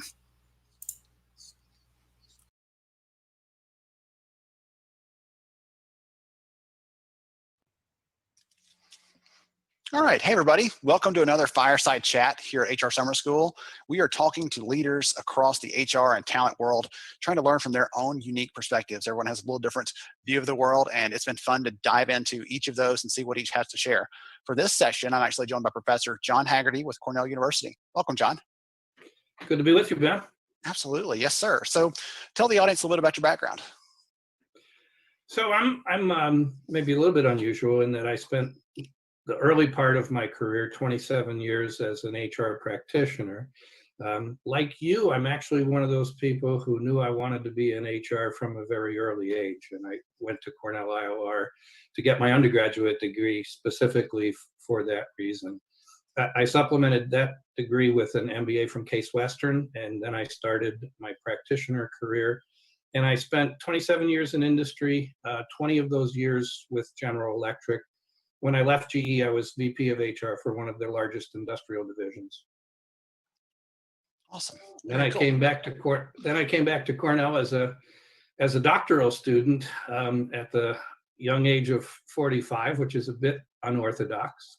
I was in some cases twice the age of some of the cohorts in my PhD class. But I really, my goal was to learn. That was the only reason I came back to do the PhD, was to sort of fill in blanks that I kept noticing as I practiced my career up to that point. I didn't have a plan other than to complete the PhD. And as I got closer to finishing my PhD, Cornell asked me if I wanted to teach. I started teaching, and I discovered a second career, and it's been 13 years now that I've been teaching at the Cornell School of Industrial and Labor Relations. So it's been a lot of fun. It's been a good ride. Excellent. As you said that a second ago about kind of going back after you had experience in the field at an age that was uncommon, the first thing that popped in my head, and forgive me, my favorite movie in the world is It's a Wonderful Life. And I could hear him saying, I'm going to go and do all these things and see the world and do this work. Then I'll go back to college and see what they know. And that's the first thing I thought of. Was like, but it's great to have that blend of, I can see how the world works from a research perspective. I can understand the foundations, the theory behind how this works, but pairing that with a practical piece, I think that's a really critical part. And that's what I actually wanted to talk to you about today, to ask for your insight because of this perspective you have. I had the chance recently, and thank you again, to speak with one of your student classes that you're running. And we talked about some of the questions from the audience, and the questions that the students were asking were around, what do I need to know? What do I need to do in order to be prepared for this future ahead of me, this career path ahead of me in HR?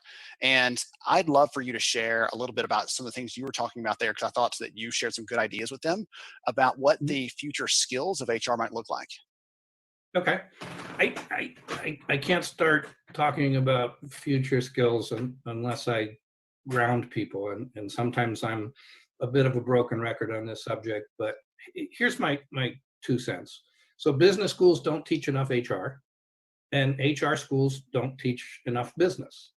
And what's really required for success in HR is a strong combination of both. I tell my students all the time, in order to do the right HR, to do good HR, you have to understand the business model and what the business model is attempting to do.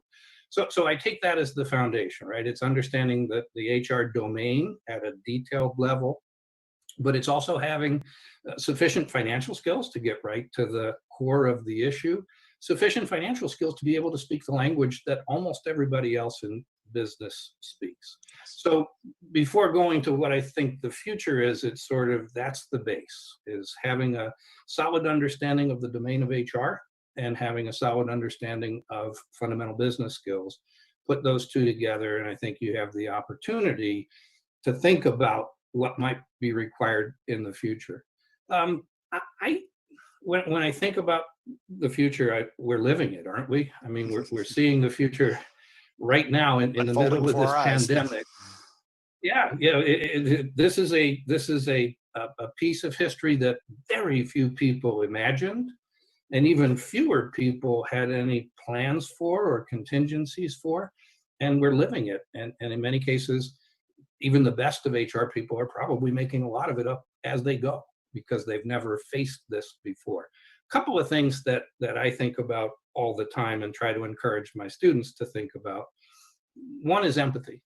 I had a undergraduate student 2 years ago now who was very fearful that the world of HR was going to be automated out from under her, that she would be graduating into a discipline where algorithms were going to take over the work and there'd be little or nothing left for people.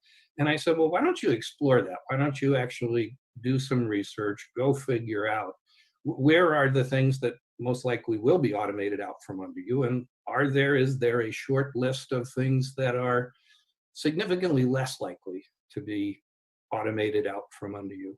And she went around and around for quite a while, and she finally landed on empathy. And she did a deep dive into the research on empathy and the research on algorithms, and discovered that it is considered among people who write algorithms to be one of the most difficult challenges. Very few people have even tried to program an algorithm with what appears to be empathy. And so she came back and she said, I think HR jobs that require more than a passing level of empathy are likely to survive. And I said, perfect. Now go get a definition of empathy. Go figure out what the science tells you about empathy, and ask the question, can I get good at it if I'm not innately good at it? And the good news is you actually can get good at empathy. The research says it is a trainable skill. And there's metadata, there's now a meta-analysis was done in 2016 that talks about the ways that you can train people to have higher levels of empathy. Now, it's an interesting question. If you can train people to do it, can you train an algorithm to do it? Right now, the answer seems to be we're better at training people than we are at training algorithms, which I think so. But look at what's happening in the world today, and look at the responses among CEOs and CFOs and chief human resources officers. And I think you see quite a span from companies that are putting their employees at least equal, if not ahead of their customers in the middle of this pandemic. My guess is where you see that kind of behavior by a business leader, there's probably a strong HR person in the background saying, you know, we've got to get out ahead of this. We've got to do something that sends a signal to our workforce that you're important. In fact, you're the most important thing to us as we struggle through the unknown, right? So in the back of my mind, I'm thinking there's some great HR people out there who looked out, had empathy, understood the threats that their employee population felt as this unfolded before our eyes. And they jumped in and they tried to influence their leaders to make the right choices right from the get-go. Now, you and I both know the flip side is also there, right? There's a number of CEOs and CHROs who, in my opinion, appear to have gotten it completely wrong, right? Their instincts, their reactions, the things that they did confused and maybe disillusioned their workforce. And the question, I guess, we should be asking is, when we come out of this, who's going to be in the stronger position? Those who had empathy and understood what their workforce was going through, or those who said, we need to cut costs, so maybe we'll call you back, maybe we won't, right? So future skills, something we don't talk an awful lot about in HR. Empathy, the ability to perceive and understand what someone else is feeling, right?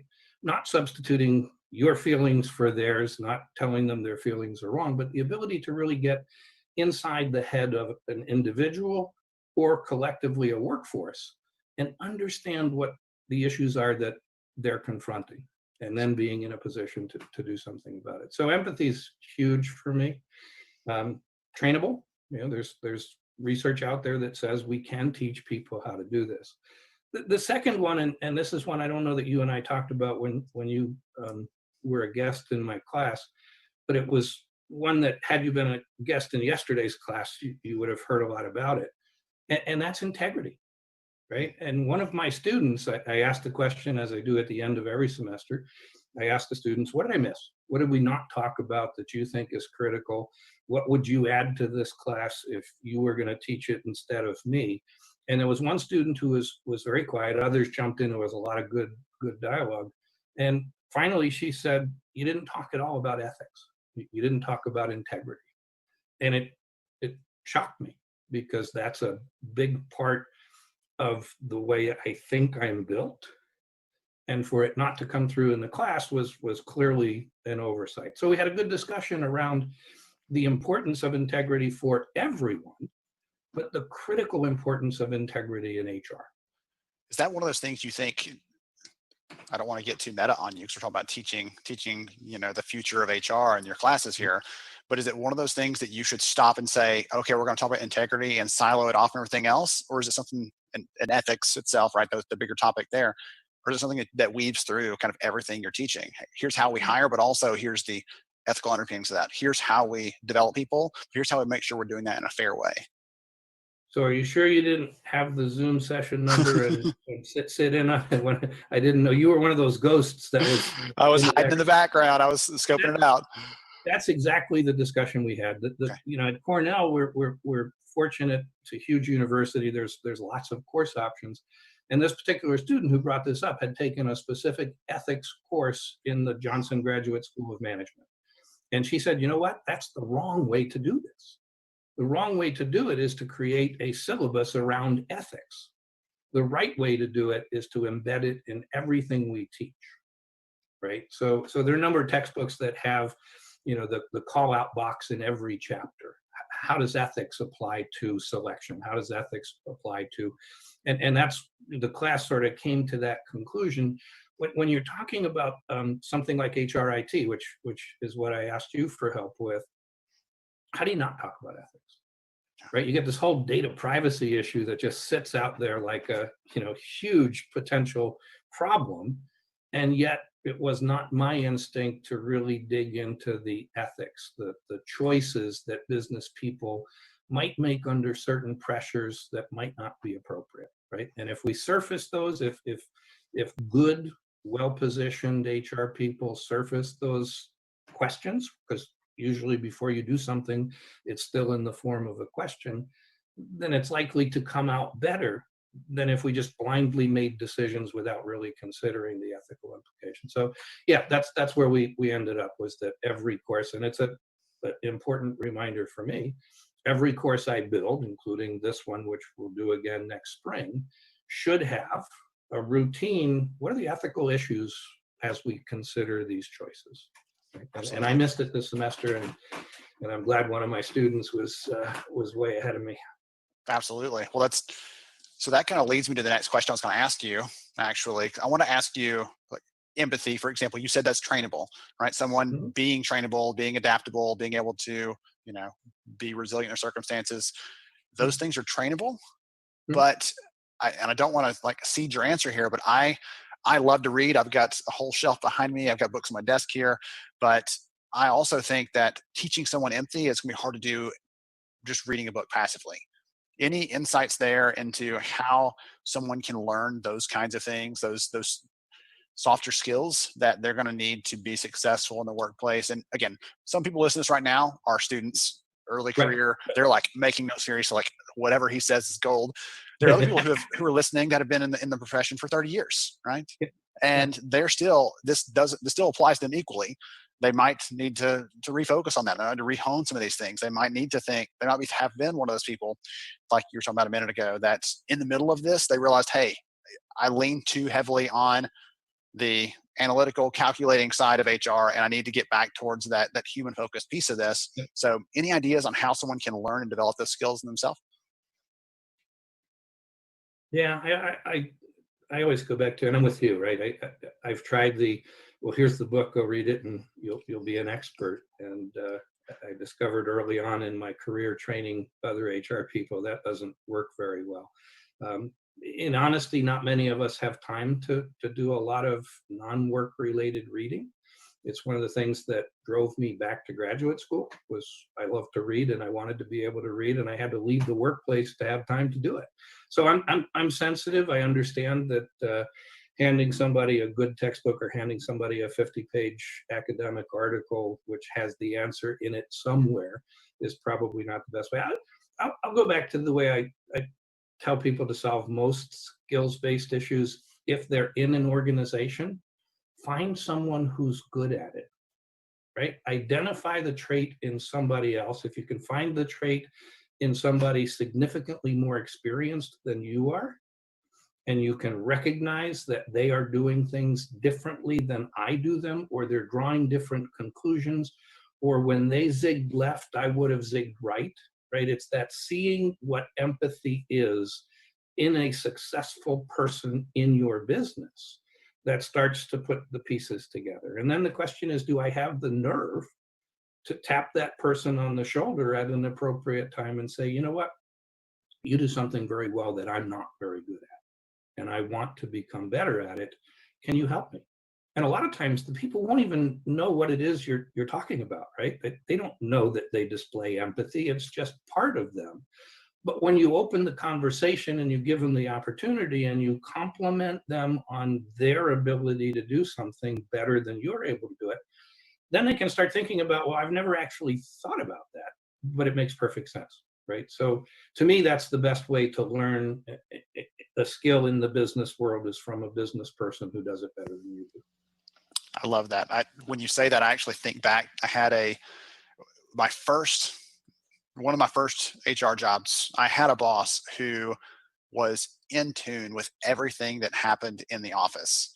Like something happened and she knew it like the minute it happened, before it went through the grapevine, everything else. And one day she said, hey, just a heads up, this person, this is going on in their personal life. I'm like, how did you figure that out? Right. I would have loved to have known, so I could have been kinder to them or supported them or just checked in to make sure they're okay. She said, that's something that you've got to learn, and here's how I do it. And Exactly. like, I just realized, like, at that moment, this would be a critical skill for me in the HR profession, just understanding how people were feeling, the things they were dealing with, being in tune with that, because I am naturally not bent that way. I'm more of a driven single track kind of person. And so that pushed me out of that comfort zone. But it was a great conversation, because she said, if you want to do this long term, you want to be successful, you want people to take you seriously, not just from a leadership perspective of the business, but everybody else that is a stakeholder of HR. If you want them to believe in you, you're going to have to make sure that you don't skip over those pieces of it. That's a core part of how we serve people, the service that we offer to them. So that's it exactly, right? That's it. Sometimes we overcomplicate, right? I don't need a PhD to know what empathy is. When I see someone do it better than me, do I have the courage to ask them to help? And then if you do have the courage to ask to help, you have to practice, right? Yes. Absolutely. Awesome. Excellent. So this has been so much fun. If someone wants to get in touch with you, if they want to follow you and just see what kind of stuff you're working on, what you're sharing, what's the best way to do that, John? So I'm on LinkedIn. It's an open profile, and always happy to welcome new connections. But my email address is jjh56@cornell.edu. If you have a question that leans more to the academic side, or you want to help me with my curriculum for the future, by all means, reach out to me. I'm happy to start the dialogue. Yes, absolutely. That's one thing. I'll give you a lot of credits. A lot of educators do their work, unfortunately, in a bubble, in a vacuum. And the reason that you and I are even connected at all is you said, "Hey, I'm trying to expand. I'm trying to put some new courses together. I'm trying to understand what's happening in the real world." Yep. You have been out of the practitioner role for a while, and you are doing your very best to stay plugged into it and connected to it, not just for your own benefit, but for the benefit of every single student that goes through one of your classes. So thank you on behalf of all of them for the work that you're doing, because I know that does matter, and it's going to, whether they like it or not in the moment, whether they appreciate that long term, that will make them better. Good. Thank you. Appreciate that, Ben. Yes, sir. This has been a pleasure. Thank you very much for being willing to do this. And everybody else out there watching HR Summer School, we hope you enjoyed this session. We'll be back shortly with another one. Stay tuned. All right.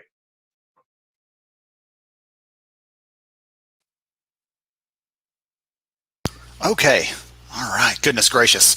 I don't know about you, but I've got so many notes over here, lots of ideas, lots of good things being shared this morning, lots of inspiration. And again, I'm watching the stream here, blowing up. So many great people sharing, encouraging each other.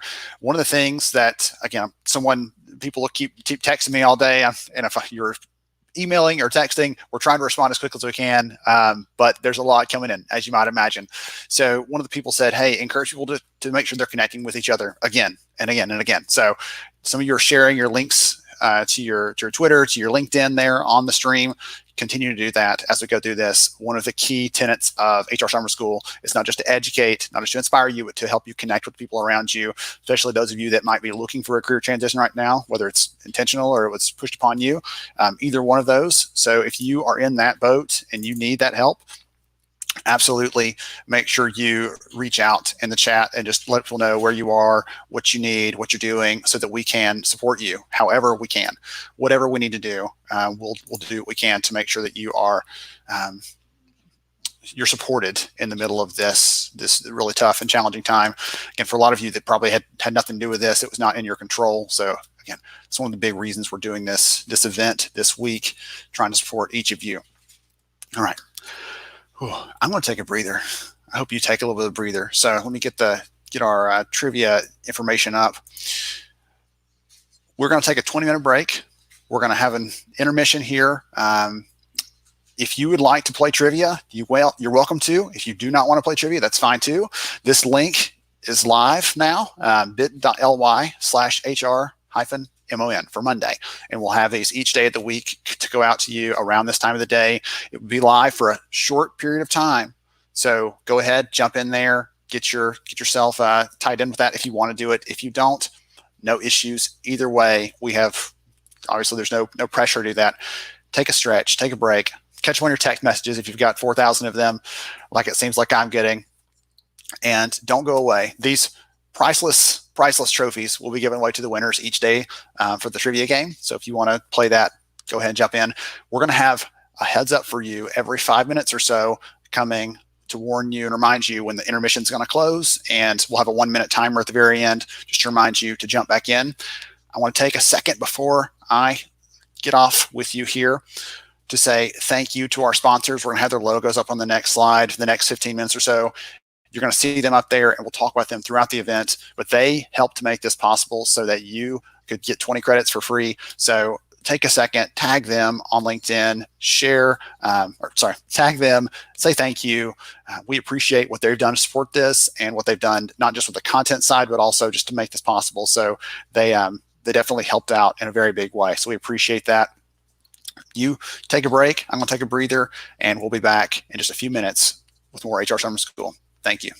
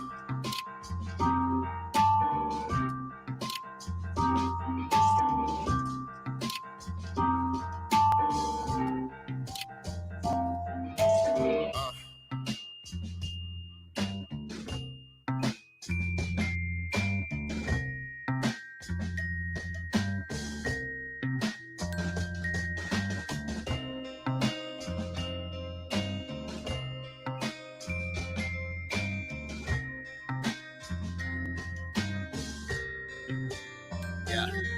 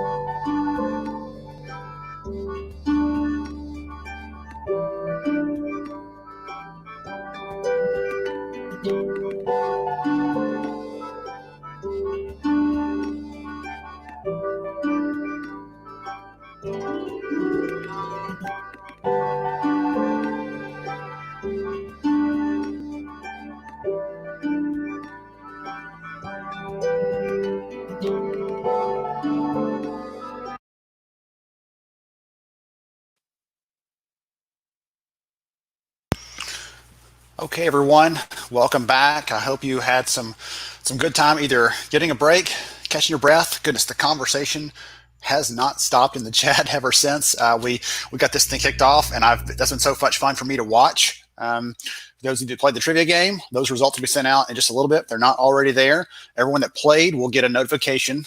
You put your email in at the end of that trivia game, and it will send you a note whenever it's done.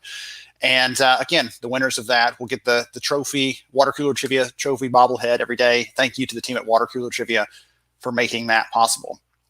So we had a great first half today. Some people have found this live stream. I've gotten a couple chats from people saying, hey, I found this. Like, this is great. Thanks for what you're doing.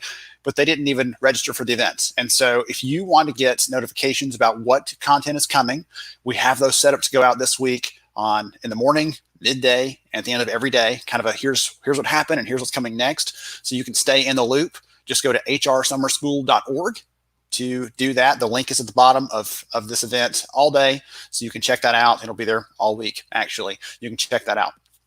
This morning, we had a phenomenal, helpful moderator. Thank you for helping out this morning. For the second half of the day, we have a new volunteer stepping up to help out, just keep the conversation going, adding to the discussion. Elisa Garn, she's an executive brand strategist for GBS Benefits, and her role as a volunteer, where she's giving above and beyond the work that she's got to do day to day. She's giving additional time and effort and sweat. I know that all too well, volunteering in my local chapter. She is the executive director for Utah SHRM. So when you're in the chat, say hello to Elisa Garn. You'll see her name pop in there. Thank her for helping to moderate and just adding some color and some context to the conversation. All right, next up, I'm excited to bring us back into this with one of my good friends. I had a chance to meet him about a year or so ago, and instant rapport, and you'll see that in the conversation. Keith is easy to talk to. He's a great, just a wonderful guy, and he and I we're going to talk about leadership. We're talking about what good leadership looks like, what bad leadership looks like, and of all the times in history when we could talk about that from a business perspective, I think now is especially timely. So I'm really excited to hear some insights from Keith. He and the team at Ultimate Software are doing good things for their customers right now. Ultimate's one of our sponsors, as you know, and I'd ask Keith to just do this as a friend because I value his insight and his perspective. So I'm excited to bring that conversation up. Let me get Keith in and get off the screen, get out of the way so we can have that fireside chat.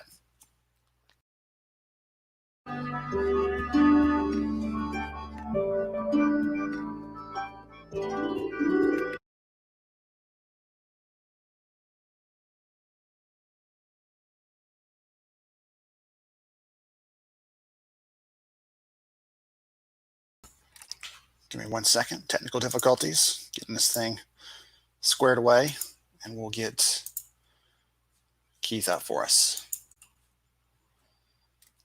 There we go. Okay. Here we go.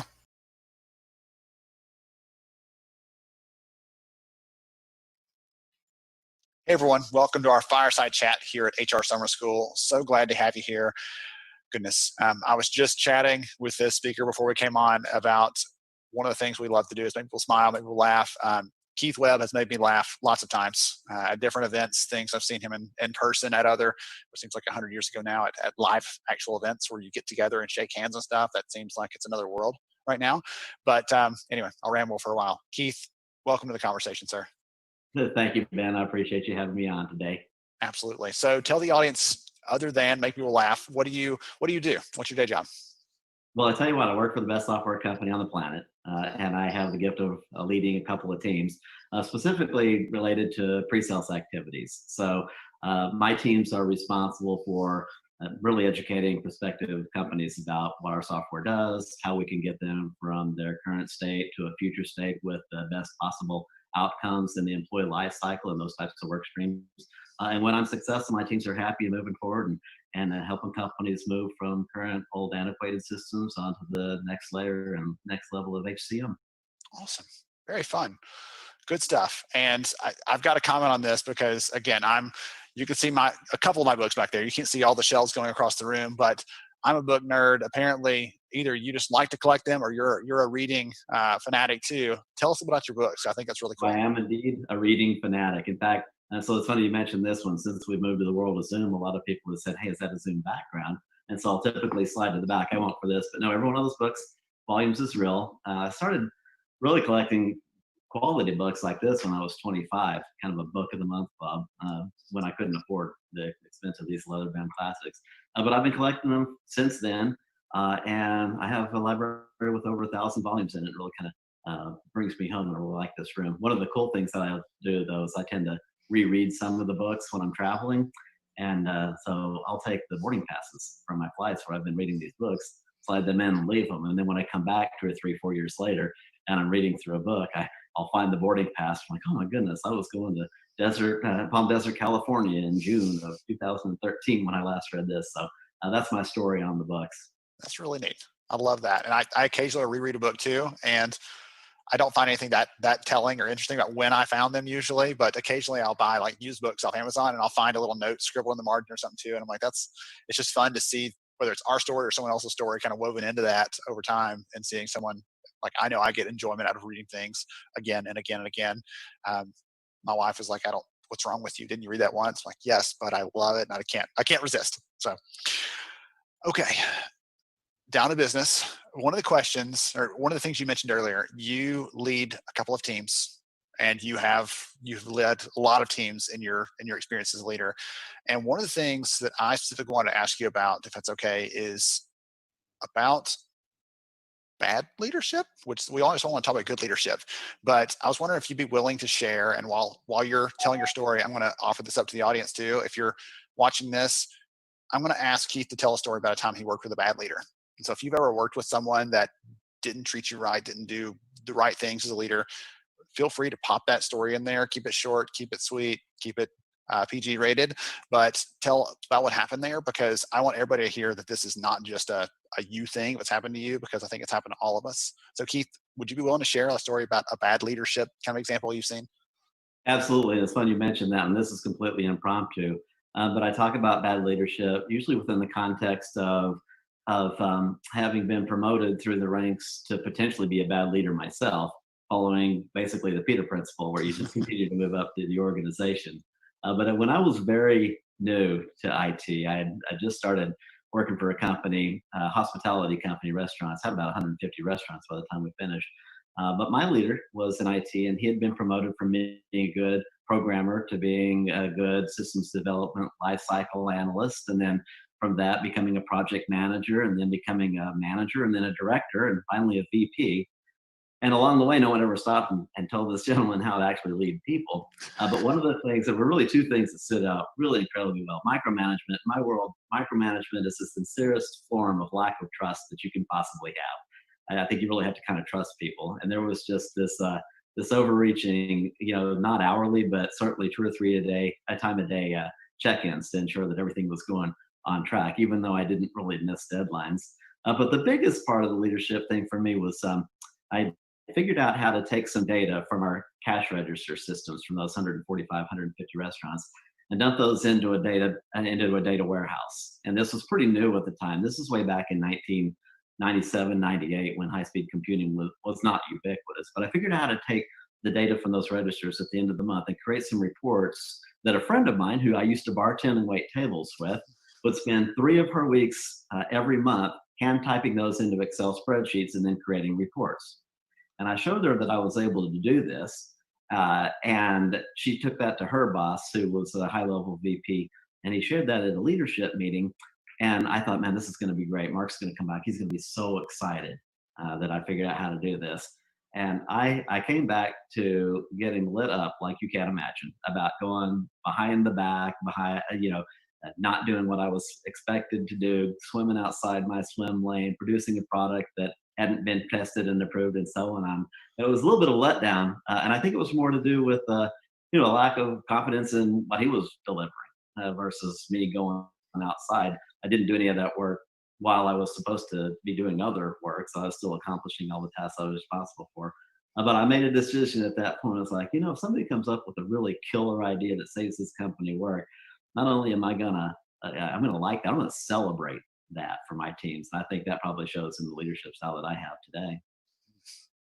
Those things like that really, there's a peak moment where it's amazing, but in this example, I asked you for a negative example. Those pit moments that really define, you're like, okay, never again. For me, never again I will never be that person. I will never do that. I've had those own kind of moments. And again, probably some things here in the comments where people are sharing their stories. Same kind of thing, I'd imagine. I know I've had when a leader told me, you know what? No one cares about you or what you have to say. They only care about me because I'm the face of the company. I'm like, okay, this is Indeed.com. Let's go find a new job. Those kind of things happen, and sometimes the person just isn't a good leader. Sometimes it's you made the joke earlier, Peter principle, right? If we keep promoting you up to the levels beyond your competence, and then they just stick you there because you're not good enough to go any higher. But we laugh about that. We joke about it. And if all of us, a couple thousand people were sitting here together and you made that joke, people were like, ha ha ha, yes, we know that's true, unfortunately, because it's a real thing. Why do we do that? Why do we promote people that are really great technically into being leaders of other people that are technical people? There's got to be a better way to doing that. I don't know if we're going to solve all the world's problems here, but I'm casting a really big net for you right here. I'm just kind of curious, are there better ways to do that? Well, I absolutely know there are better ways to do it, but I think it's kind of like with everything, this is a really big problem that's got to be broken down into a series of smaller ones and solved individually. I love some of the work that's been done by some thought leaders. If you look at Simon Sinek, for example, I would encourage everyone online here to go study some of his work, but specifically you can go to YouTube and pull up his study. He did some work with the Navy SEALs and specifically with the recruiters for the SEALs to find out how they go about selecting the best of the best to become SEAL Team 6. And his work revealed that leadership there, they look at really two axes on this model they have. They look at, of course, field performance, and he puts it in the context of business rather than just field battle. It could be economics, it could be performance, it could be sales if you've met your quotas, it could be how many widgets that you make over a period of time. And so he's got that, but he's also got then the trust factor in place. And their definition of it is not just, do I trust you with my life for the SEALs, but it's, do I trust you with my wife and my family? And so that sort of hit home because this trust factor is so huge for us. And he said they'd much rather promote somebody who was a lower performer, perhaps, on the battlefield, but has a higher level of trust, because those are the folks that are come in and they're going to continue the legacy of your company culture. If culture is important, and I think certainly right now more than ever, the company culture is the most important thing because you can lean on that, trust that.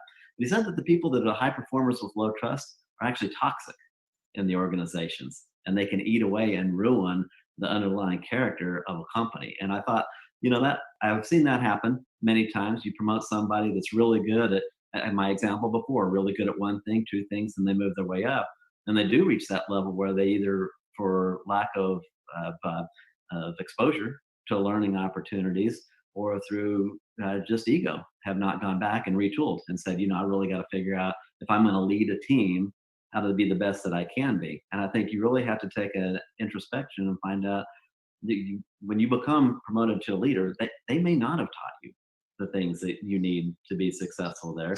Likely didn't. But they Likely probably didn't. haven't. But I tell you what, there's great news. So I mentioned Simon Sinek, but we live in a world of abundance, Ben. We have more learning opportunities and more access to learning opportunities and leadership capabilities than we've ever had before. We're using artificial intelligence and data science to find out if the decisions we're making in leadership actually lead to those intended outcomes that we want. And when they don't, we can rebuild the model and help build better leaders. So I think, we're on the cusp of using a lot of the technology that I'm so excited about to making the best leadership class folks that we can get. Making that, because it feels like when you watch a good leader at work, it feels like that's an art, right? It feels like they're just, wow, they were just born to do that. But we have 4 kids. I've yet to be at the hospital and they say, look, it's a leader, congratulations. Like, they're not born. Like, they learn those things over time. It is a learned set of skills, not just a single skill, but a set of them that wrap around that.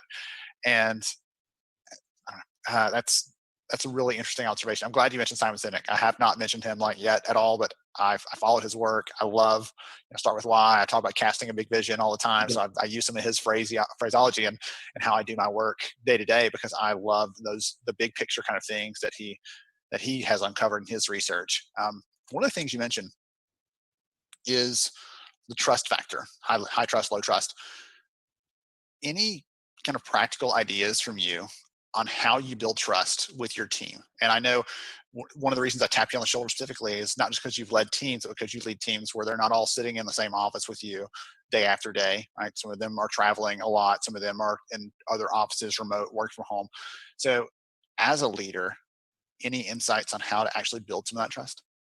Well, I'd say the first thing from my perspective, and I think everybody builds it a little bit differently, but specifically even said about the way I lead in the past, is that there is nothing I'll ask my team to do that I would not absolutely do myself. If somebody asks one of my team members to be on a global call at 7:30 on a Friday after a very long week, I'm going to be on the call with them and supporting them to do it. We get into a lot of high pressure situations. There's a lot of egos on a sales team, as you can imagine, and navigating those waters requires some calmness as well. And I think the ability to take a situation and give it some thought rather than being reactionary and thinking through what all the different lenses are that people are looking through to come up with a good solution to a potential problem before it becomes one is really one of the things that I like to do to make sure my teams always feel comfortable that they're never going to be left on an island, never left in danger of not being able to reach their potential. But being that they always know that I'm looking for them to get better. In my perfect world, they are better than me at any of the roles that I've had an opportunity to fill in my past, and they all are. but I would like for them to continue doing that. And they know that I'm going to push them to higher ground over time, just because when they do that, it makes my job that much more enjoyable. I love that you're giving credit to them, right? Some leaders are bothered by that, threatened by that. Some of the leaders that the stories that we just mentioned, again, probably some of the stories people are thinking about in their heads. They're not all leaders are mature enough, I guess, to allow that to be how they see the world. And that's part of this whole thing. But gosh, that itself, if we just encapsulated and put it together, a course based on that little bit you just shared about how to lead teams, how to build trust, everything else. And I wish I'd written down the quote earlier. I'll have to go back and look at the recording later on, because you said like the absence of trust is micromanagement, something like that, right? It's completely having zero trust, not believing you're going to do your best, not believing that you're here to serve to your fullest ability, but just that you're something else. I don't know. But anyway, I love that quote. So anyway, it's all over the place. Feel free to use it. My brain's like boiling over here, and I realize we're kind of getting close on time, so I don't want to cut you off. What I do want to ask you one last question though, just because I'm enjoying this. I'm taking some notes over here as you're talking. Piece of advice we talked about, and you could just reiterate something you've said already. It could be something else entirely different. It's up to you. But a piece of advice right now, a lot of the HR leaders that are listening to this are facing some unprecedented times, some change potentially. Some of them may be having some career impacts. Like there's a lot of room right now for some inspiration, some hope. Any words of advice or encouragement that you might have? To specifically learn how to be empathetic. Our employees are working in ways that they've never worked before. A lot of the workforce that's come in the last 7 or 8 years have never known a world where we don't have full abundance, where it's an employees market, where there's lots of job opportunities.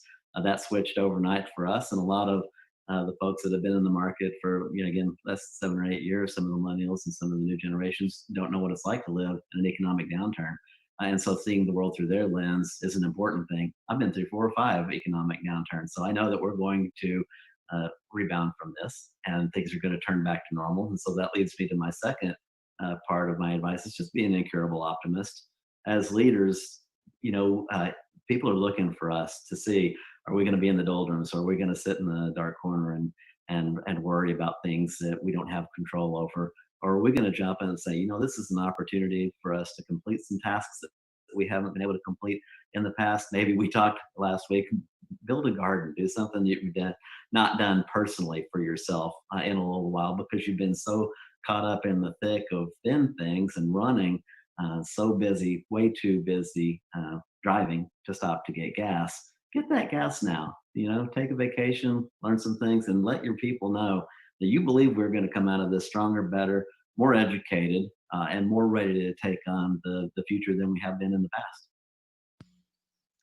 Love that advice. If someone is a fan of Keith Webb after this conversation, which I'd imagine there probably are some out there, what's the best way they can reach out to you, connect with you, learn more about what you're doing? Best way is go find me on LinkedIn. I'm on Twitter as well, though, but the best way is to contact through LinkedIn. I like my network there. Love have some great conversations with folks as well through that mechanism, and that's the best way to get a hold of me. Awesome. Keith, I appreciate your time, sir, and your wisdom, and seeing your books. Good to see another bibliophile out there in the world, out there in the wild. I appreciate your time, though. It's been really great. Well, I appreciate you having us involved, and let me know what we can do to help you in your quest to make this world a better landscape for HCM professionals worldwide. Awesome. Thank you. To everybody else, appreciate you for joining us. This has been another fun fireside chat. Stay tuned for more HR Summer School coming up.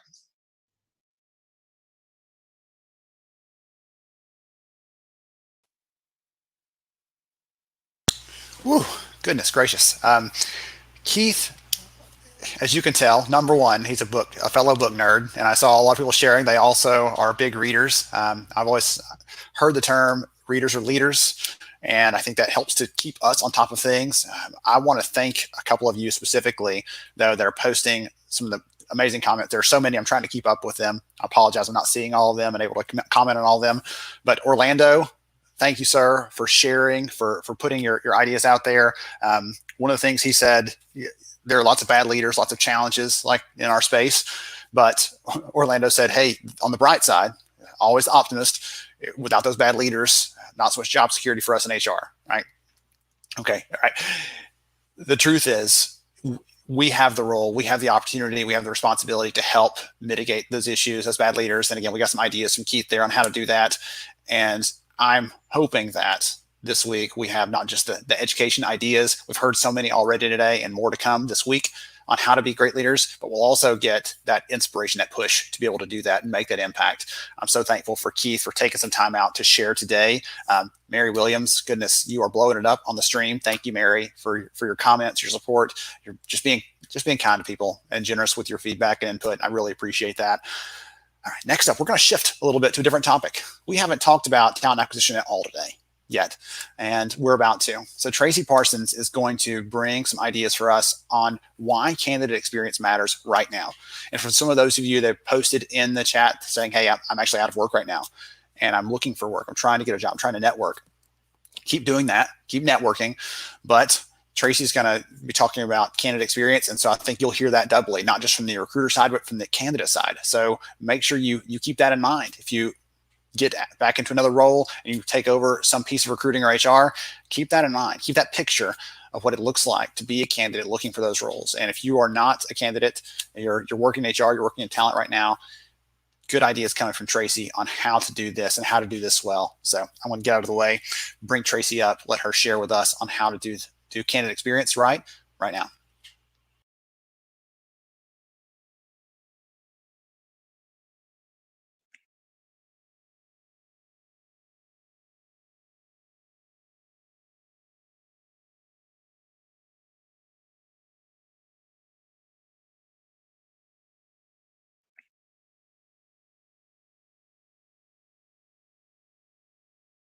Everybody, thanks so much for doing this, and it's a tremendously strange time, but I'm so grateful to share some messages with the audience around what we do now. And Mark Andreessen recently wrote a really powerful post about building now. And so when we think about this kind of frantic moment that we're in as a society and as people, I think it's important to acknowledge that we do have a unique opportunity to stop panicking just for a minute and start building. And I know right now the candidate experience feels a little silly and nice to have, but trust me when I say it is more important than ever, and it's going to be more important when everything does turn around and when we do get to that new habit, that new sense of normal. And I hate new normal, but it's important that we take this pause to think about what it is that we have in front of us to build and what we can start creating and crafting that's going to make a huge impact on our talent today and 2 years from now. And so when you think about everybody's experience today, we're all super anxious, right? And it feels like experience is everything is 10x. It's the anxious nature in ourselves right now that we can't seem to be patient or wait. And I've actually noticed in myself that my emotions are on like a half-life. I'll go from really excited to really down in no time at all. And it's shocking to me. And everything seems scary. But when you're this anxious as a consumer, the experience makes a huge difference. And when we think about experience, it really is about delivering things at speed. Like think about what it feels like to be waiting for that Amazon delivery or that UPS package and how convenient we need everything to be right now as customers. And really when we need help, we want help. So we have to magnify that by 10x for where we are today. And when we look at the stat of at least 20 million Americans are out of work today, I mean, this is not easy. Think about how they're anxious. They had a job last month. They don't have a job today. They're frantically looking for jobs right now. And I have customers who are looking at their career site data going, excuse me, but my career site traffic's down by half. But then you'll see all of that talent coming in through your aggregators. So when you think about how we can channel our own experience as consumers into that candidate mindset, it's never been more important than ever to acknowledge just how much they hate the experience that we've created. I pulled these tweets from before the pandemic. I'm a little nervous to pull current ones because I think they're going to be even more upsetting. But think about this. This is what our candidate audience is talking about. They hate this experience. They couldn't hate it more, which is one of the reasons why my company started measuring the concept of friction in the candidate experience. And when we talk about friction, everybody's like, oh, friction's a bad term. But I don't think friction is a bad term, mostly because without friction, you can't have fire. And you want to light a fire in the belly of these candidates. And I really want people to start thinking about friction as a lever that we can pull throughout the candidate journey. So about 9 months ago, we started measuring friction throughout that candidate journey. And we looked at about 180 different points of data through each one of these stages that candidates go through. And our typical experience for, everybody but one person who's hired ends in disposition. And when you look at the friction that we create very little friction in the attract and educate phase, as well as the engagement phase. Few people are doing nurture, and we've placed all the friction in our experience in the apply. And that is obviously a lever that we can pull, but is that the right lever to pull? And then when we get to the disposition phase, that's obviously fraught with friction because you're telling people bad news. So you would think that this experience would be better for people who actually get hired. And it's a little better, but it still is this unbelievable roller coaster. And you have to ask yourself, why are we creating all of these moments in friction in very distinct spots? Well, for me, when I get to a why moment, I always think of Dr. Seuss, and I always feel a little like the kids in the Cat in the Hat. I'm like, you guys, and I start hand wringing, like you'll see me doing it now because it makes me so anxious to think about this mess that we've created. And it's been historical, right? It's never, while we've digitized a lot of things, it hasn't changed significantly in a couple hundred years. Like I think I pulled a recruitment marketing artifact from the internet that was advertising a wig maker in a newspaper in the 1700s. And we're still advertising. We're just advertising online. Instead of mailing in applications, we're doing an applicant tracking system. So the mess that we've created, we just keep pushing ourselves further and further away from the talent, which is why I think this is a unique moment to pull ourselves closer and closer to the talent so that we can understand what it is that they're going through. And when we look at this mess, I break it down into 3 really serious areas. Like the mess that we have is so big and so deep and so tall because of these 3 main reasons, right? The steps that candidate has to take. This is a yikes moment, right? All the hoops that they have to jump through. It reminds me of this mess. Like you start over here, you heard about this company and their thing, and you want to join them, but then there's just this mess in front of you and somebody makes it out the other side. So we've created all these steps that are just confusing, convoluted, mysterious, non-transparent. They're horrifying, right? This is an opportunity for us. So when we break this down, when we talk about how we're going to build fixes in our candidate experience, that I'm going to be honest with you, are bone stupid easy. You can do them tomorrow. We'll get into that in a minute. But one of the actions that we want to take is untangling this jumble. And then we have stakeholders. So when you think about candidate experience, it's called candidate experience because we want to make the candidate the hero. But unfortunately, in our current state, we have a bunch of seagulls that are called stakeholders. And they're all like the seagulls in Nemo. They're mine, mine, mine. They're our hiring managers. They are our recruiters, our sourcers. They're us, right? They're our people. But at a certain point, it's going to be critical that we make that job seeker, that candidate, the hero in this experience. Now, while we're doing that, it's going to be important to layer in ease for all of our stakeholders. But when you're designing an experience, there has to be a hero. And I'm here to tell you, your hero is the candidate because they're the person that you want to convert. They're the person that you want to bring into your organization. Now, the last, big, messy, deep, tall thing is the tech. So I've seen a lot of tech stacks out there, and all I can say about all of this is, oh dear Lord. We've got things layered on things layered on things, and they're not talking to each other, and it's hard to know. So this layers up to that whole messy steps, moment that we have. This is what is making this a conglomeration of chaos. So we do a lot of research at PSC. We talk to a lot of silver medalists, and I actually got this candidate quote from one of them. And I'm going to read it so I can bring that home.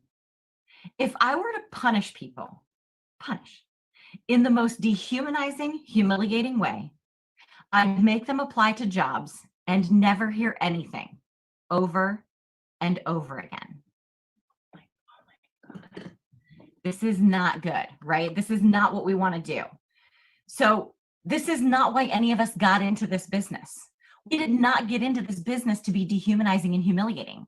We got into this business to sell life, to sell purpose, to sell impact, to sell livelihood. We got into this business so that people can put food on the table. This is not where we aspire to be, but this is where we've landed for a good sum of people. So it begs the question, how do we fix it, right? Well, we have this moment. I'm going to give you, and I know we marketed it as 6 fixes.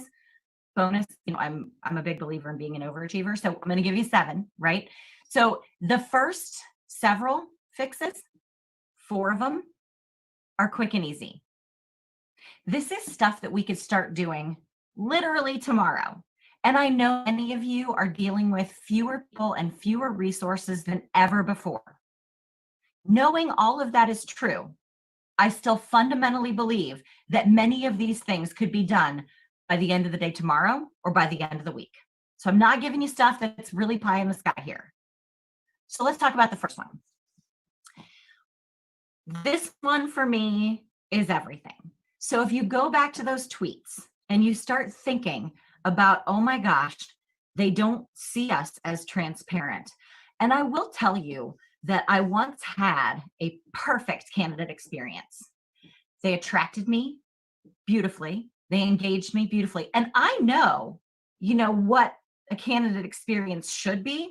And for me to agree that it was perfect is amazing. They courted me. They rolled out the red carpet. They made me feel so special. All of the communications were personal. All of them were wonderful. And I took this job and I was so excited on day 1. Unfortunately, I ended up quitting 9 months later because what they told me was not honest. Now, the same thing can be said. I one time bought a luxury automobile and it was a lemon.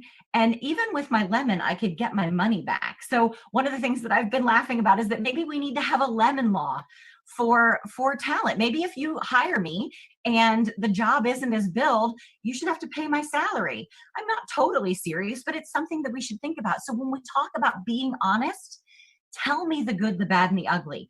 Talk to me about what's in it for me. Look at what Shopify's done. Shopify, this is on the main page of their careers section, right? We're applying to you. We want to tell you what it's like to work here. I've seen some great things done out of Rackspace. They have a blog where their CEO actually, when he left the company, blogged about why he was leaving. They blogged about the downturn in the economy at one point, talking about their layoffs and what it meant to them. You look at what some of these great companies like Airbnb are doing. They're trying so hard to make sure that their teams have a good landing. They're being honest about the situation. It's that simple. Tell people the truth. Tell them what it really means to work there. It matters. And when we talk about culture, I went and did a little research on the Fortune 50, and these nine words are core values that are common, most common, across the Fortune 50. And so when you guys are in the chat, I want you to tell me, raise your hand and let me know when you've gotten some semblance of bingo. Because you're going to get bingo. One of the things that is so challenging when it comes to being honest is that we talk about these words and we think that they are meaningful to talent. And the only way that they're meaningful to talent is if you tell me what innovation means to you. So I was talking with a major popular employer, huge company, and one of their core values is changing the world. And at the same time, this leader was telling me about how challenging it was for them to find great quality. And I was like, well, I went to your website and I started looking around. And one of the things that I saw is that you're going to give me, as a candidate and an employee, an opportunity to change the world. And I was like, holy crap, I totally want to change the world. I mean, this is a fixer-upper, if you ask me. But then I asked her, I was like, what does that specifically mean at your company? What does changing the world mean? What does that mean I'm going to do every day? And then she told me that I might get a call from the CEO who's on the factory floor at 3 o'clock in the morning, expecting me to answer a question. So if I'm going to change the world, I need to be on my A game 24/7. And I looked, I was like, okay, girl, that's not for me. That's not what I want to do. I mean, who's really interested? I mean, maybe there is a team, there is a subset of people who are there, but that's not me. And when I read Change the World, that's not what I read. I read, I'm going to change the world. I want to change the world. When you told me what that meant to you, that changes the conversation. That's honest. And I told her after that conversation, I'm like, I'm sorry, I don't think you have a quality problem. I think you have an education problem. So we have to be honest every time. So again, raise your hand in the comment section when you get bingo. And as you're looking at that, think about what quality at your company means and how you can convey that to your talent. What passion means, respect means. Think about how those words translate uniquely to your company. So our second one is all about calls to action. So this is, again, we can change this by the end of the week. You just need to call the people that are working on your career site, but I'm gonna show you some great data. And we're gonna have some interactive moments in the chat now. So raise your hand if you are more likely, or say send or submit. Which are you more likely to click on? Well, I'll let you know that I've done a test with a customer, and when they changed the button from submit to send, they saw a 40% increase in conversions. Now, which button are you likely to click on? The gray one or the blue one? Well, when we changed the button to a brightly colored button, we saw a 35% lift in conversions. When we made the button bigger, we saw a 10% lift in conversions. And when we made it personal, and we have made it personal by my skills, it's about me, we saw a 95% lift in conversions. So the buttons that you use, the content that you're sharing, the people that you're getting to get to the point of wanting to click a button, what the button says, what color it is, how big it is, how personal it is, will boost not only your conversions, but your experience. These are things that you can change tomorrow. Use this data, update your career sites, update your calls to action, and watch the numbers go up. Okay, the third one. This might be my favorite one because it's the easiest. So you guys know that moment when you're reading a blog these days, like you're reading a news article and at the very top it says, this is a 3-minute read. I love that thing. Like that's one of my new favorite things. And I am a little bit of a slow reader, so I know that I can add, 10% to that read. Why aren't we doing that on our applications? Because ain't nobody got time right now to sit through a 45-minute application. But if you do have a 45-minute application, don't make it a surprise. T-Mobile does an amazing thing for people. On their Let's Get Started page, on their login page, on your Start Your Application page, look at this. Estimated completion time, 8 to 10 minutes. So let's say I get to that page and I'm like, well, I do have 8 to 10 minutes. Knowing that I'm a little slower, it's probably going to take me about 12 minutes. I can carve that out right now. You're creating ease for me around something that I'm known to hate. It's a very simple fix. So all you need to do this is time your application, call your ATS, have them put this text in there. It's totally easy. You could do that tomorrow. The fourth one entertains me more than anything because it is about staying on brand. Now that's very easy to say. And I know that with the explosion of recruitment marketing and employer brand, we have put a tremendous focus on the pre-apply phase. So the pre-apply phase for me is that moment like Mean Girls when they're sitting at the lunch table and they invite her to come sit with them. And your messaging is so kind and so lovely and so amazing. And then as soon as they get, sorry, oh dear. As soon as they get to that post-apply, this is what it feels like. It feels like you can't sit with us. So think about the messaging that's in your applicant tracking system. Think about the messaging that's on your career site. When you're on your career site, you're telling them all these lovely, amazing things. As soon as they apply, that thank you message is absolutely, you can't sit with us. It is 100%, you can't sit with us. We really want you to apply. Oh, please apply. We think you're so cute. Oh my God, you can't sit with us now that we've converted you. You can change this tomorrow. Go through that post-apply message, go through that thank you message, and tell them, oh my gosh, we're so grateful to have attracted you as a candidate. We really want to tell you that we think you're special still. Infuse the brand in that thank you message. It's not uncompliant. It's just friendly. It's just nice. It's something you can literally do tomorrow. So now I gave you the easy ones and now here's some harder ones, right? So if we're gonna go to 7 fixes, we're gonna have the easy ones first and then some of them that are a little more thought-provoking. So this next one, you guys, we lose more people by asking them to log in than I can even put words around. And the other thing, like when you're logging in, we don't just ask them to create a username and password. That's okay. Like people do that and it's a thing. And I understand that we shop that way. But like a lot of times we're asking them for passwords that, you know, we could protect the nuclear codes with these passwords. So uppercase, lowercase, special character with caps, numbers and letters, 24 characters.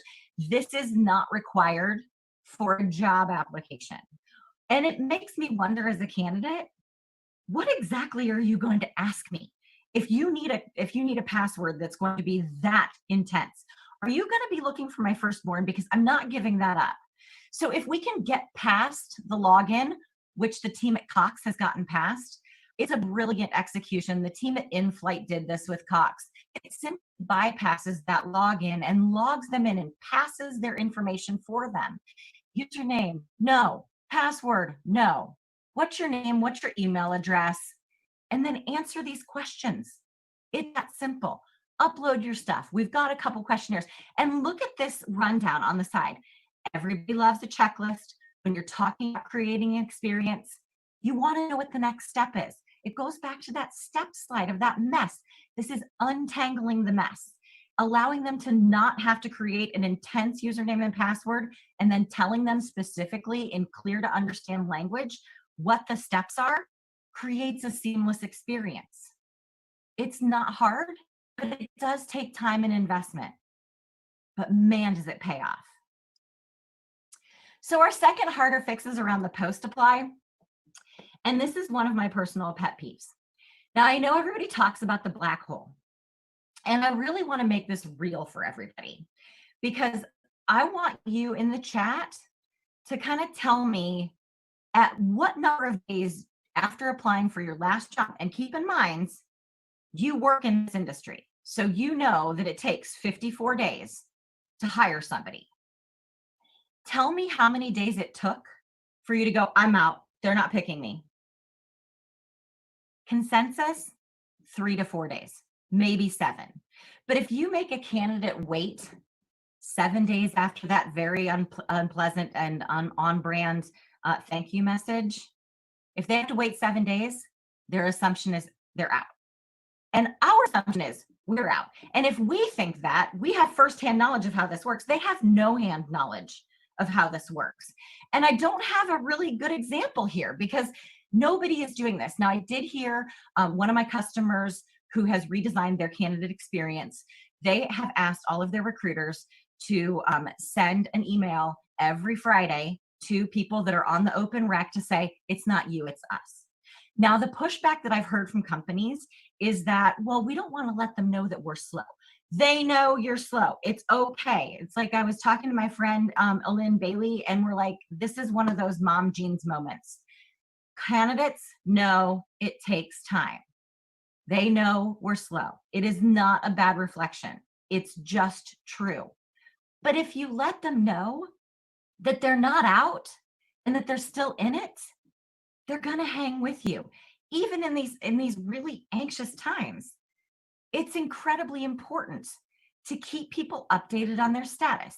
And please don't assume for 1 second that they're going to go log into your ATS, into their profile and check their status, that they don't understand what those words mean. Just send them an email. And by the way, your systems will probably automate this for you, that if somebody is still in the status, send them an email that it's not you, it's us. It's not that difficult. It's scary. It's hard. It shines a light. But what it does is it takes some of that anxiety out of the equation. And we are riddled with anxiety right now. Now, our last one is a little challenging, and I always get questions about this, so feel free to ask questions in the chat, and it is around disposition. They really just want some sort of feedback, and they're not asking you to break the law. They're not asking you to be uncompliant. They're just wanting some feedback, and if you want to know how ugly this can be, they're under their desks drinking wine. Because they got rejection. They're getting all these rejection emails and it feels terrible. And they're really generic, right? Sorry, we didn't pick you. And all I can tell you is that it's very simple to tell somebody that we still think you're awesome. We had a lot of great candidates for this role. We had to pick somebody with a little bit more experience. You don't even have to do that part. Simply telling them they're awesome and that you have a lot of candidates and you selected the right one for you is more than they're getting today. So when you look at this roller coaster, for most people, this experience spends a lot of time in the negatives. And if we get to a more ideal experience, we add friction in the education phase. And look, we don't go to the negatives. And what ends up happening when we increase the friction in the education phase, we get fewer people in the application phase. We make the application easier. We cut that login. We make it shorter. We tell them how long it's going to take. But if we get fewer people into this pipeline, because we don't need all the people, we need the right people. And when we get the right people in there and we stay on brand and we communicate with them, do you know what happens? We have fewer sad people, which is what we all would like, right? So when you think about how you can create some semblance in this day and age of candidate delight, it's very simple. It's about creating ease and honesty, and quite frankly, using friction as a lever to control for quality and to control for relationships, which we want to build relationships. This summer, I saw this fantastic meme. This guy was presenting on stage at a conference, and this really spoke to me. I have a teenager, right? And I have a teenager in a pandemic, which is a whole nother thing. But as soon as I saw this, I was like, this is brilliant, but it's not quite right for us. What it's right for us is we can be the people that we needed when we were a candidate. Go back to that moment that you had to apply for a job, when you were beyond stressed, when you were displaced, when you were furloughed, when you were laid off. Go to that place. Feel that anxious feeling. And then be the person that you needed when you were that candidate. This is why we got into this business. We want to usher people into the career of their future. We want to usher them into having a life that they can create for their family, dinner that they can put on their table. We want to and need to be the people that we needed when we were a candidate. Thank you guys so much for your time. I am excited to have time with you in the chat, answer any of your questions. I can't wait to talk to you, and thank you so much for your time and attention. I hope you have a great day, and cheers to HR Summer School.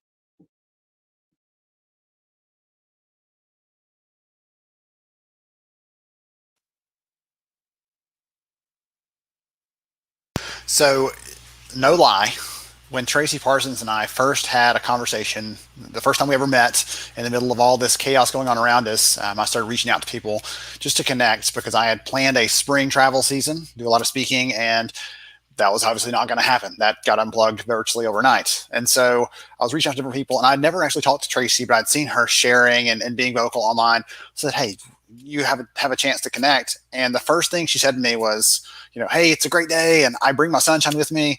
And now you know exactly what she meant when she said that. And I got that from the first conversation with her. Lots of great insights there, lots of good ideas on how we can treat candidates better. And I love that last kind of concept.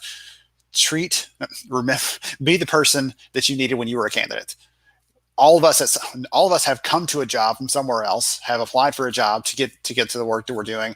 And it's easy to forget that once you become hired, and it's easy to put that off or hold that at arm's length, but do not do that. Hold it tight. Remember that. Implant it in your memory, however you have to do it. If you have to use some of the ideas she said there, use a bingo card to laugh about it, but keep that close so you never forget what it felt like. So we're going to transition a little bit. Thank you to Tracy for that. You were amazing, my friend. I appreciate you. Next, we're going to transition to a different kind of conversation. Again, we've had some fun mixed content today. This next is going to take us in another direction. So Chuck Privatera is going to talk to us. He's a financial advisor. He's an expert on financial wellness. And what I like about this conversation is that he is aligned with the work we're trying to do. We care about our people. We're trying to support them in a variety of ways from an HR and a talent perspective. And I love that Chuck is coming at this from a different angle because he doesn't practice HR day to day, but he still cares about our people and wants to support them. And he's going to give us some ideas on how we can do that the right way. So I'm really excited to have him here with us sharing. And Chuck, you're up, my friend.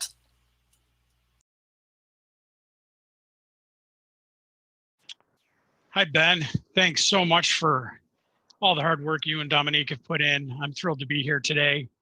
I want to thank everybody who's attending my session of this phenomenal event.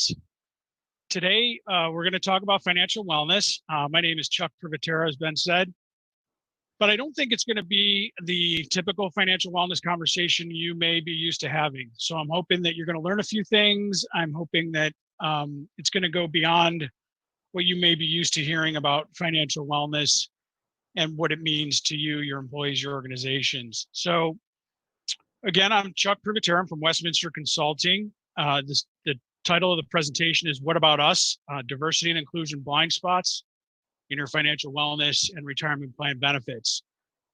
So before we get into the presentation, and we'll speak a little deeper about the history of financial wellness, but generally speaking, this conversation comes from the fact that when an employee is financially stressed, they tend to manifest their financial stress in physical well-being and emotional well-being. So if I'm not well financially, then I'm going to have higher medical claims. I'm going to suffer from emotional stress and things that manifest themselves from poor financial health. And the whole conversation started with, if we can help mitigate some of these financial stressors, potentially we can mitigate the other issues that go along with the financial stress. I'm taking it from a different perspective, and I'm saying that financial well-being, good financial health can actually help improve emotional and physical manifestations of other issues. So what do I mean by that? This next slide, it's not one that I'm thrilled about, but this is me in 2016. And I didn't come into some sort of windfall or anything like this, but I had obviously some physical well-being trouble, some emotional well-being trouble, and I knew I needed to make some changes and to improve both my medical and my emotional well-being.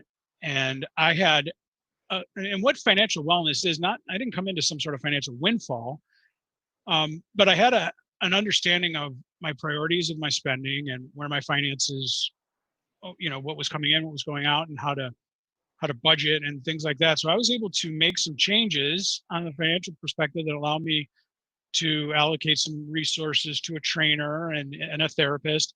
And so in my case, and I believe that this can be the case in many cases, my ability to understand and have a good grip on my finances was able to help me physically and emotionally. And this wasn't just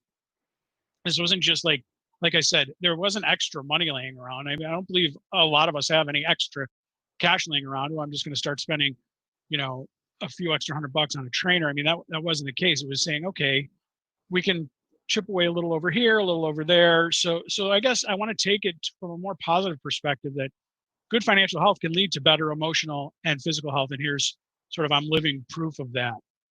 So about 26 years ago, when I started in the financial services business, the message I was following around the Grateful Dead. The messaging was, what is a stock? What is a bond? What is tax deferral? Why is it important? Company match. And that was all well and good.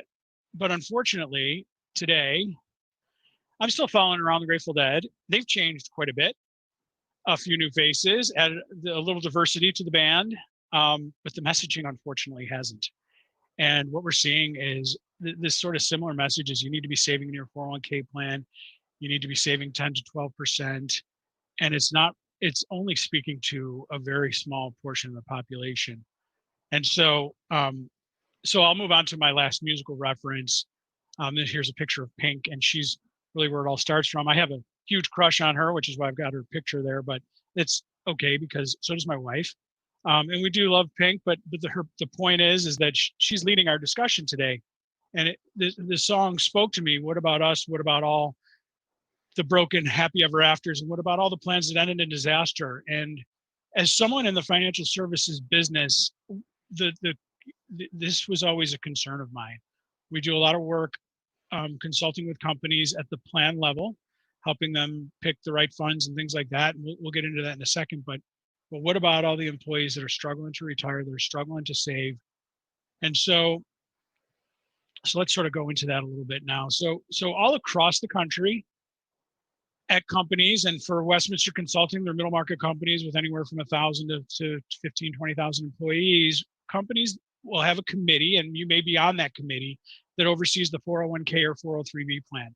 And those committee meetings can vary. Very often it's someone from finance, someone from HR, someone from legal, operations. And we would, at Westminster, we spend 2 hours in those committee meetings talking about everything related to the plan, and certainly investments. And at the end of those meetings, we usually come up with a few conclusions. Maybe we need to swap out this fund for a better priced fund or a better performing one. But I've never walked out of one of those meetings getting sort of a high five from an HR person saying, wow, great move swapping out that mid-cap growth fund. That's really gonna change my life or improve engagement in the retirement plan. Just doesn't happen. And it would kind of, and so I would kind of scratch my head and say, what is it that HR is struggling with when it comes to the 401k or 403b plan? And it always came back to my employees just aren't saving enough. So let's take a little bit of a deeper dive into that. So if we look at all Americans, the current, and average them all out, the average retirement account balance at retirement will be $218,000. By putting in this sort of arbitrary new investment allocation, which would be the best of all worlds in investments, we could save or add to that about $132,000, and that's under the perfect investment scenario. And then if we improve the current fee structure of the average plan to the optimal fee structure, we could add about $33,000, for a total of, bringing that average participant balance from 218 to about $400,000. So that's just fees and funds, and that's the work we do in those committee meetings. Unfortunately, the average American is going to need about $1.5 million, $1.6 million in retirement. So the fees and funds just aren't getting us there. So we hear a lot of things like, like I said, fees and funds. We hear about headwinds and friction and, employees aren't interested in saving for retirement, or they have student loans or all these other things. And yes, that's true on the surface, but I think there are bigger problems. When I show this slide to most people, the first sort of reaction is, wow, this doesn't speak to me. I've given this presentation at SHRM events for the Garden State and all over New Jersey, Disrupt HR. And people kind of gasp because, yeah, sure, there's the typical, old white couple. And when I dig a little deeper into it, how many of you actually think that the woman here was the breadwinner? And I usually get a gasp. And I'm hoping that I'm getting a gasp from the folks in the audience today. The slide, the landing page, this is the biggest record keeper of 401k plans in the country. Their landing page was designed that way. It's designed to have the woman sort of, hand on the shoulder. And unfortunately, the reality of this slide is this is the reality of how we communicate to most Americans, and most Americans don't identify with this. So in my travels, I spoke to different people in diversity, especially around the New York metro area, because I wanted to make sure I wasn't causing a problem that didn't exist. I wanted to make sure that I wasn't being opportunistic and, trying to raise issues that weren't there. And I asked someone who was in a leadership role for a large diversity consulting firm, and she said, well, not only are there problems, Chuck, but even when some companies, when some of the financial services institutions get it right, they may, include Black or brown people or same-sex couples. But what you always see for retirement communications are couples. And there are some cultures that this right off the page doesn't resonate with. There are some cultures that look at this and say, wait a minute, where are their families? Where are their children? They want to be surrounded by loved ones, and their picture of retirement is totally not this. So the reality is that the financial services industry does a great job speaking to sort of the old white guys, because that's primarily what the financial services industry is made up of. And we'll get into this a little further, but I want to dig into more granular issues. So student loan debt, and I mean, this is a broken record, but I'm going to give you a unique spin on it here. So you might want to just sort of pay a little closer attention, because this isn't about offering some new hot benefit that young people care about because they're so burdened with student loan debt. But the reality of it is, I had a client who came to me and said, we'd like to offer one of these. This is about 4 or 5 years ago. And I thought, no, here we go. Here's the shiny new toy. And they said, actually, no, this came from our board. It came from the diversity committee of our board. And they asked us, they said, could you do some homework and find out if it's likely that our minority populations, or our Black and brown folks and our women are more likely to be burdened with student loan debt? And if so, find out if that's affecting their ability to contribute to the 401k plan. And so HR got, rolled their sleeves up, dug in, and guess what? They found out at their company, if you were a woman or a person of color, you were much more likely to have a much higher student debt burden. And you were less likely to be contributing to the 401k plan as a result. And further, you were more likely to not be receiving the full benefit of the company match. So this company looked at this and said, we don't have a fiduciary issue here, but we definitely have a diversity issue with our 401k plan. But for the fact that you are someone who is not white and privileged, you are suffering because you have higher student loan debts, and you're unable to reap the entire benefit of the compensation we're paying you. And so this became the impetus for this company to say, we have this diversity problem with our 401k plan. It became sort of an impetus for me to say, there's something more here. And we'll get to that in a minute. I just want to sort of round this out. A good first step, Abbott Labs. You've heard about this. I just want to cover this briefly. They had a private letter ruling. And basically what they said was, you see, at Abbott Labs, they say to their employees, if you contribute 2% of your pay to our 401k plan, we'll match it 5%.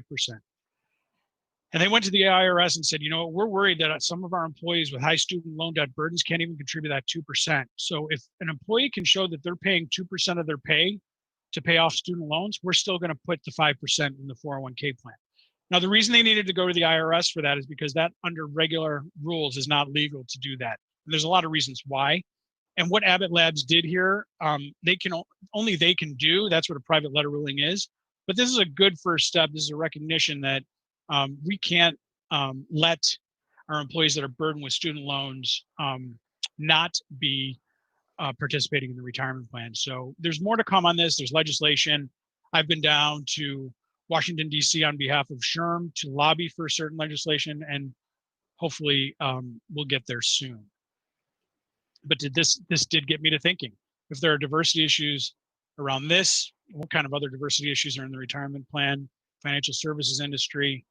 And so I had a chat with my my friend, Lawrence, who also happens to be my trainer, who transformed me from the guy you saw on the first slide to the guy who can squat 385 pounds and deadlift 400 pounds. But I asked Lawrence told me he contributes 12% to his 401k plan. And I asked him why. And you have to understand something. Lawrence and I came from very different backgrounds. Lawrence had 4 different homes in high school. His mother took her life while he was when he was 12 years old, and stability he didn't have like what I was used to growing up. And so what he said was, Chuck, I view the 401k plan as my opportunity to provide a safety net for myself that I never had. Boy, wouldn't that be amazing if some of the large financial institutions or 401k plan providers came out with that kind of messaging rather than pictures of golf carts and lake houses. How about building yourself the security net? Or if you're, first generation college graduate or first generation, advanced degree graduate, this is a way to provide yourself with a nest egg to start building security.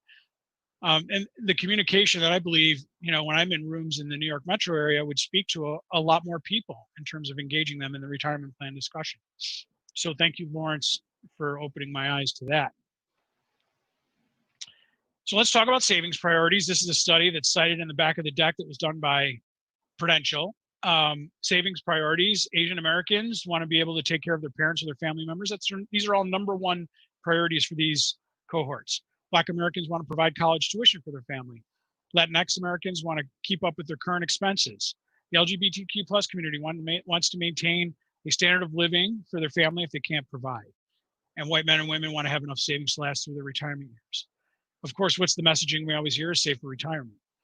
We don't hear anything about the rest of these, or we may hear them anecdotally or as an aside, but these are the #1 priorities for way more than just white Americans. So I think there needs to be a reckoning from the financial services industry. I mean, me personally, I live in a middle-class suburb of New York City, and I look around my street, and my wife and I are older parents of a young child. Across the street from us is a retired couple with grown kids. Next door to them is a family our age with 4 boys between the ages of 12 and 20. Down the street is a single woman who is raising her only child on her own. She's about 40. We're all white and we all live in the same street, yet all of our needs are different. If you're speaking to us all about saving 10 or 12% in our 401k plan, we're all going to have very different answers as to why or why not that fits for us. So if we're not meeting the basic needs of people in the same sort of homogeneous world, how can we possibly be getting even close to managing to meet the diverse financial needs of everyone else? And so that's really what I want to continue to focus on throughout the rest of this presentation and in our delivery of financial wellness services. So this is eye-opening, to say the least. 4 in 10 American households with children under the age of 18 now include a mother who is either the sole or primary earner. Of people age 65 and over, 70% of men are married, compared to just 45% of women. And this has to do with several things. Men are more likely to get remarried after a divorce. Women live longer. But the reason I show you this slide is because of this slide. Yikes. So given that women are more likely to be alone in retirement, live longer, and suffer from past gender wage issues, which will affect their Social Security in retirement. Yet here we are, women are going to need more in retirement, and they have much less. Their median balance is a third of what men carry. Their deferral rate is half, and so deferral rate is even adjusted for income because it's a percentage, and obviously their median income is much lower. So this is what really sort of knocked me back when I saw this, because I thought, this, by the way, is for women and men aged 21 to 37. So in my narrow 401k world mind, I felt that as the conversation around 401k plans evolves, this would have been evolving too, and it's not. So this is frightening. And so why does all of this matter? Well, certainly 67% of all employees report some level of financial stress. Okay, that's a huge number. And this, by the way, was in a study from PricewaterhouseCoopers, 2019. This is when the economy was technically booming. 67% of your employees report some level of financial stress. These are employees that are working, okay, because these are workplace surveys. 49% of these employees report spending 3 hours a week or more at work dealing with their stressful financial situation.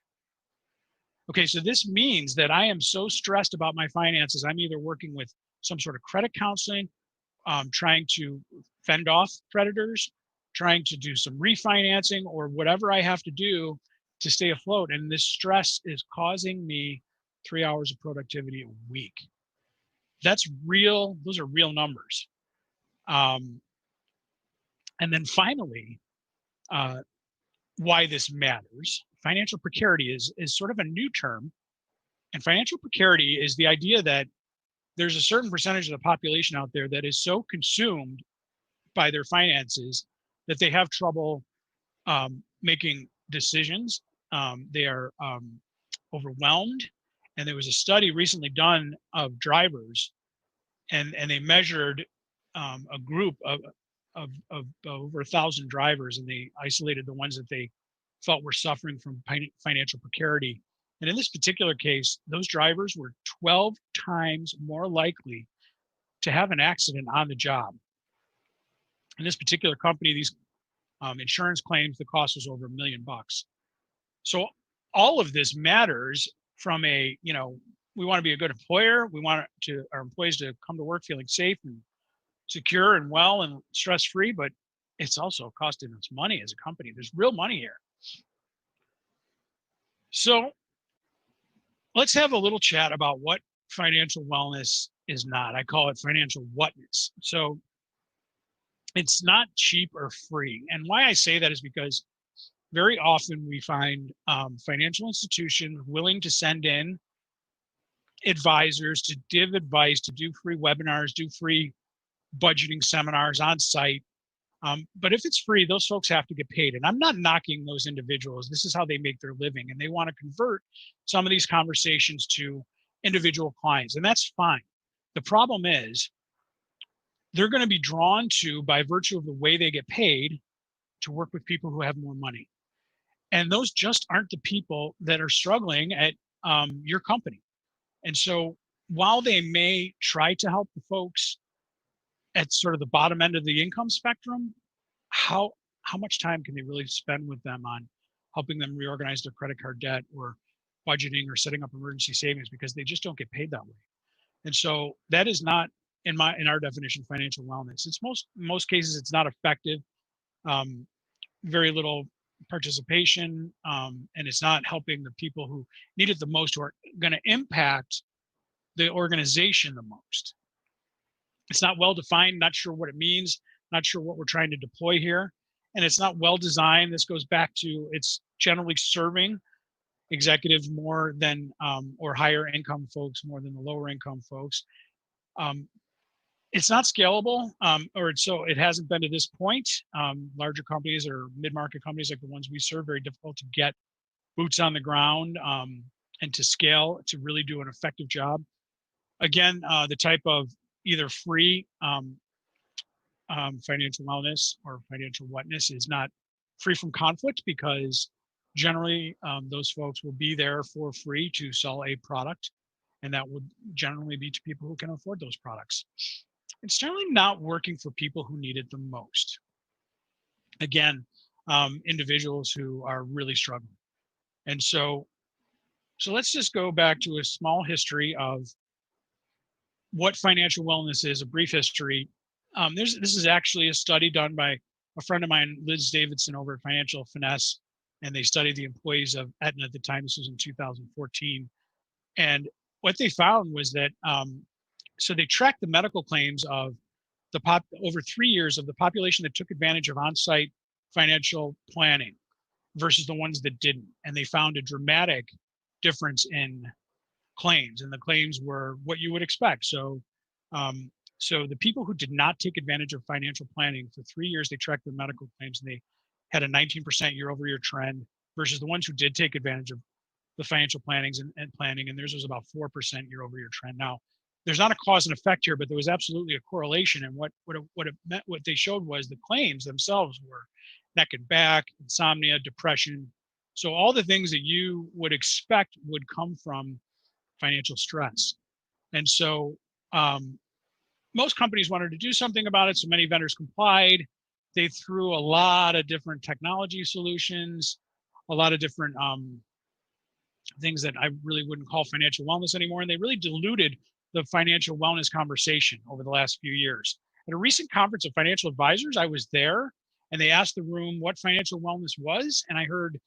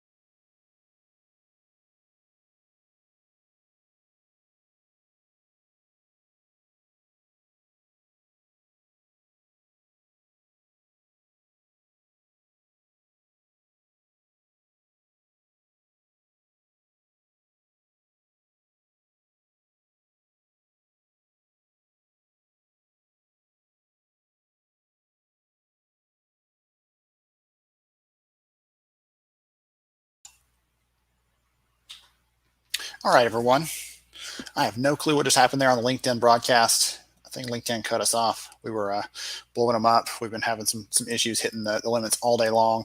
We're going to try to cut the broadcast, pause it here because it froze up on us, and we're going to try to cut the broadcast, restart this thing if we can.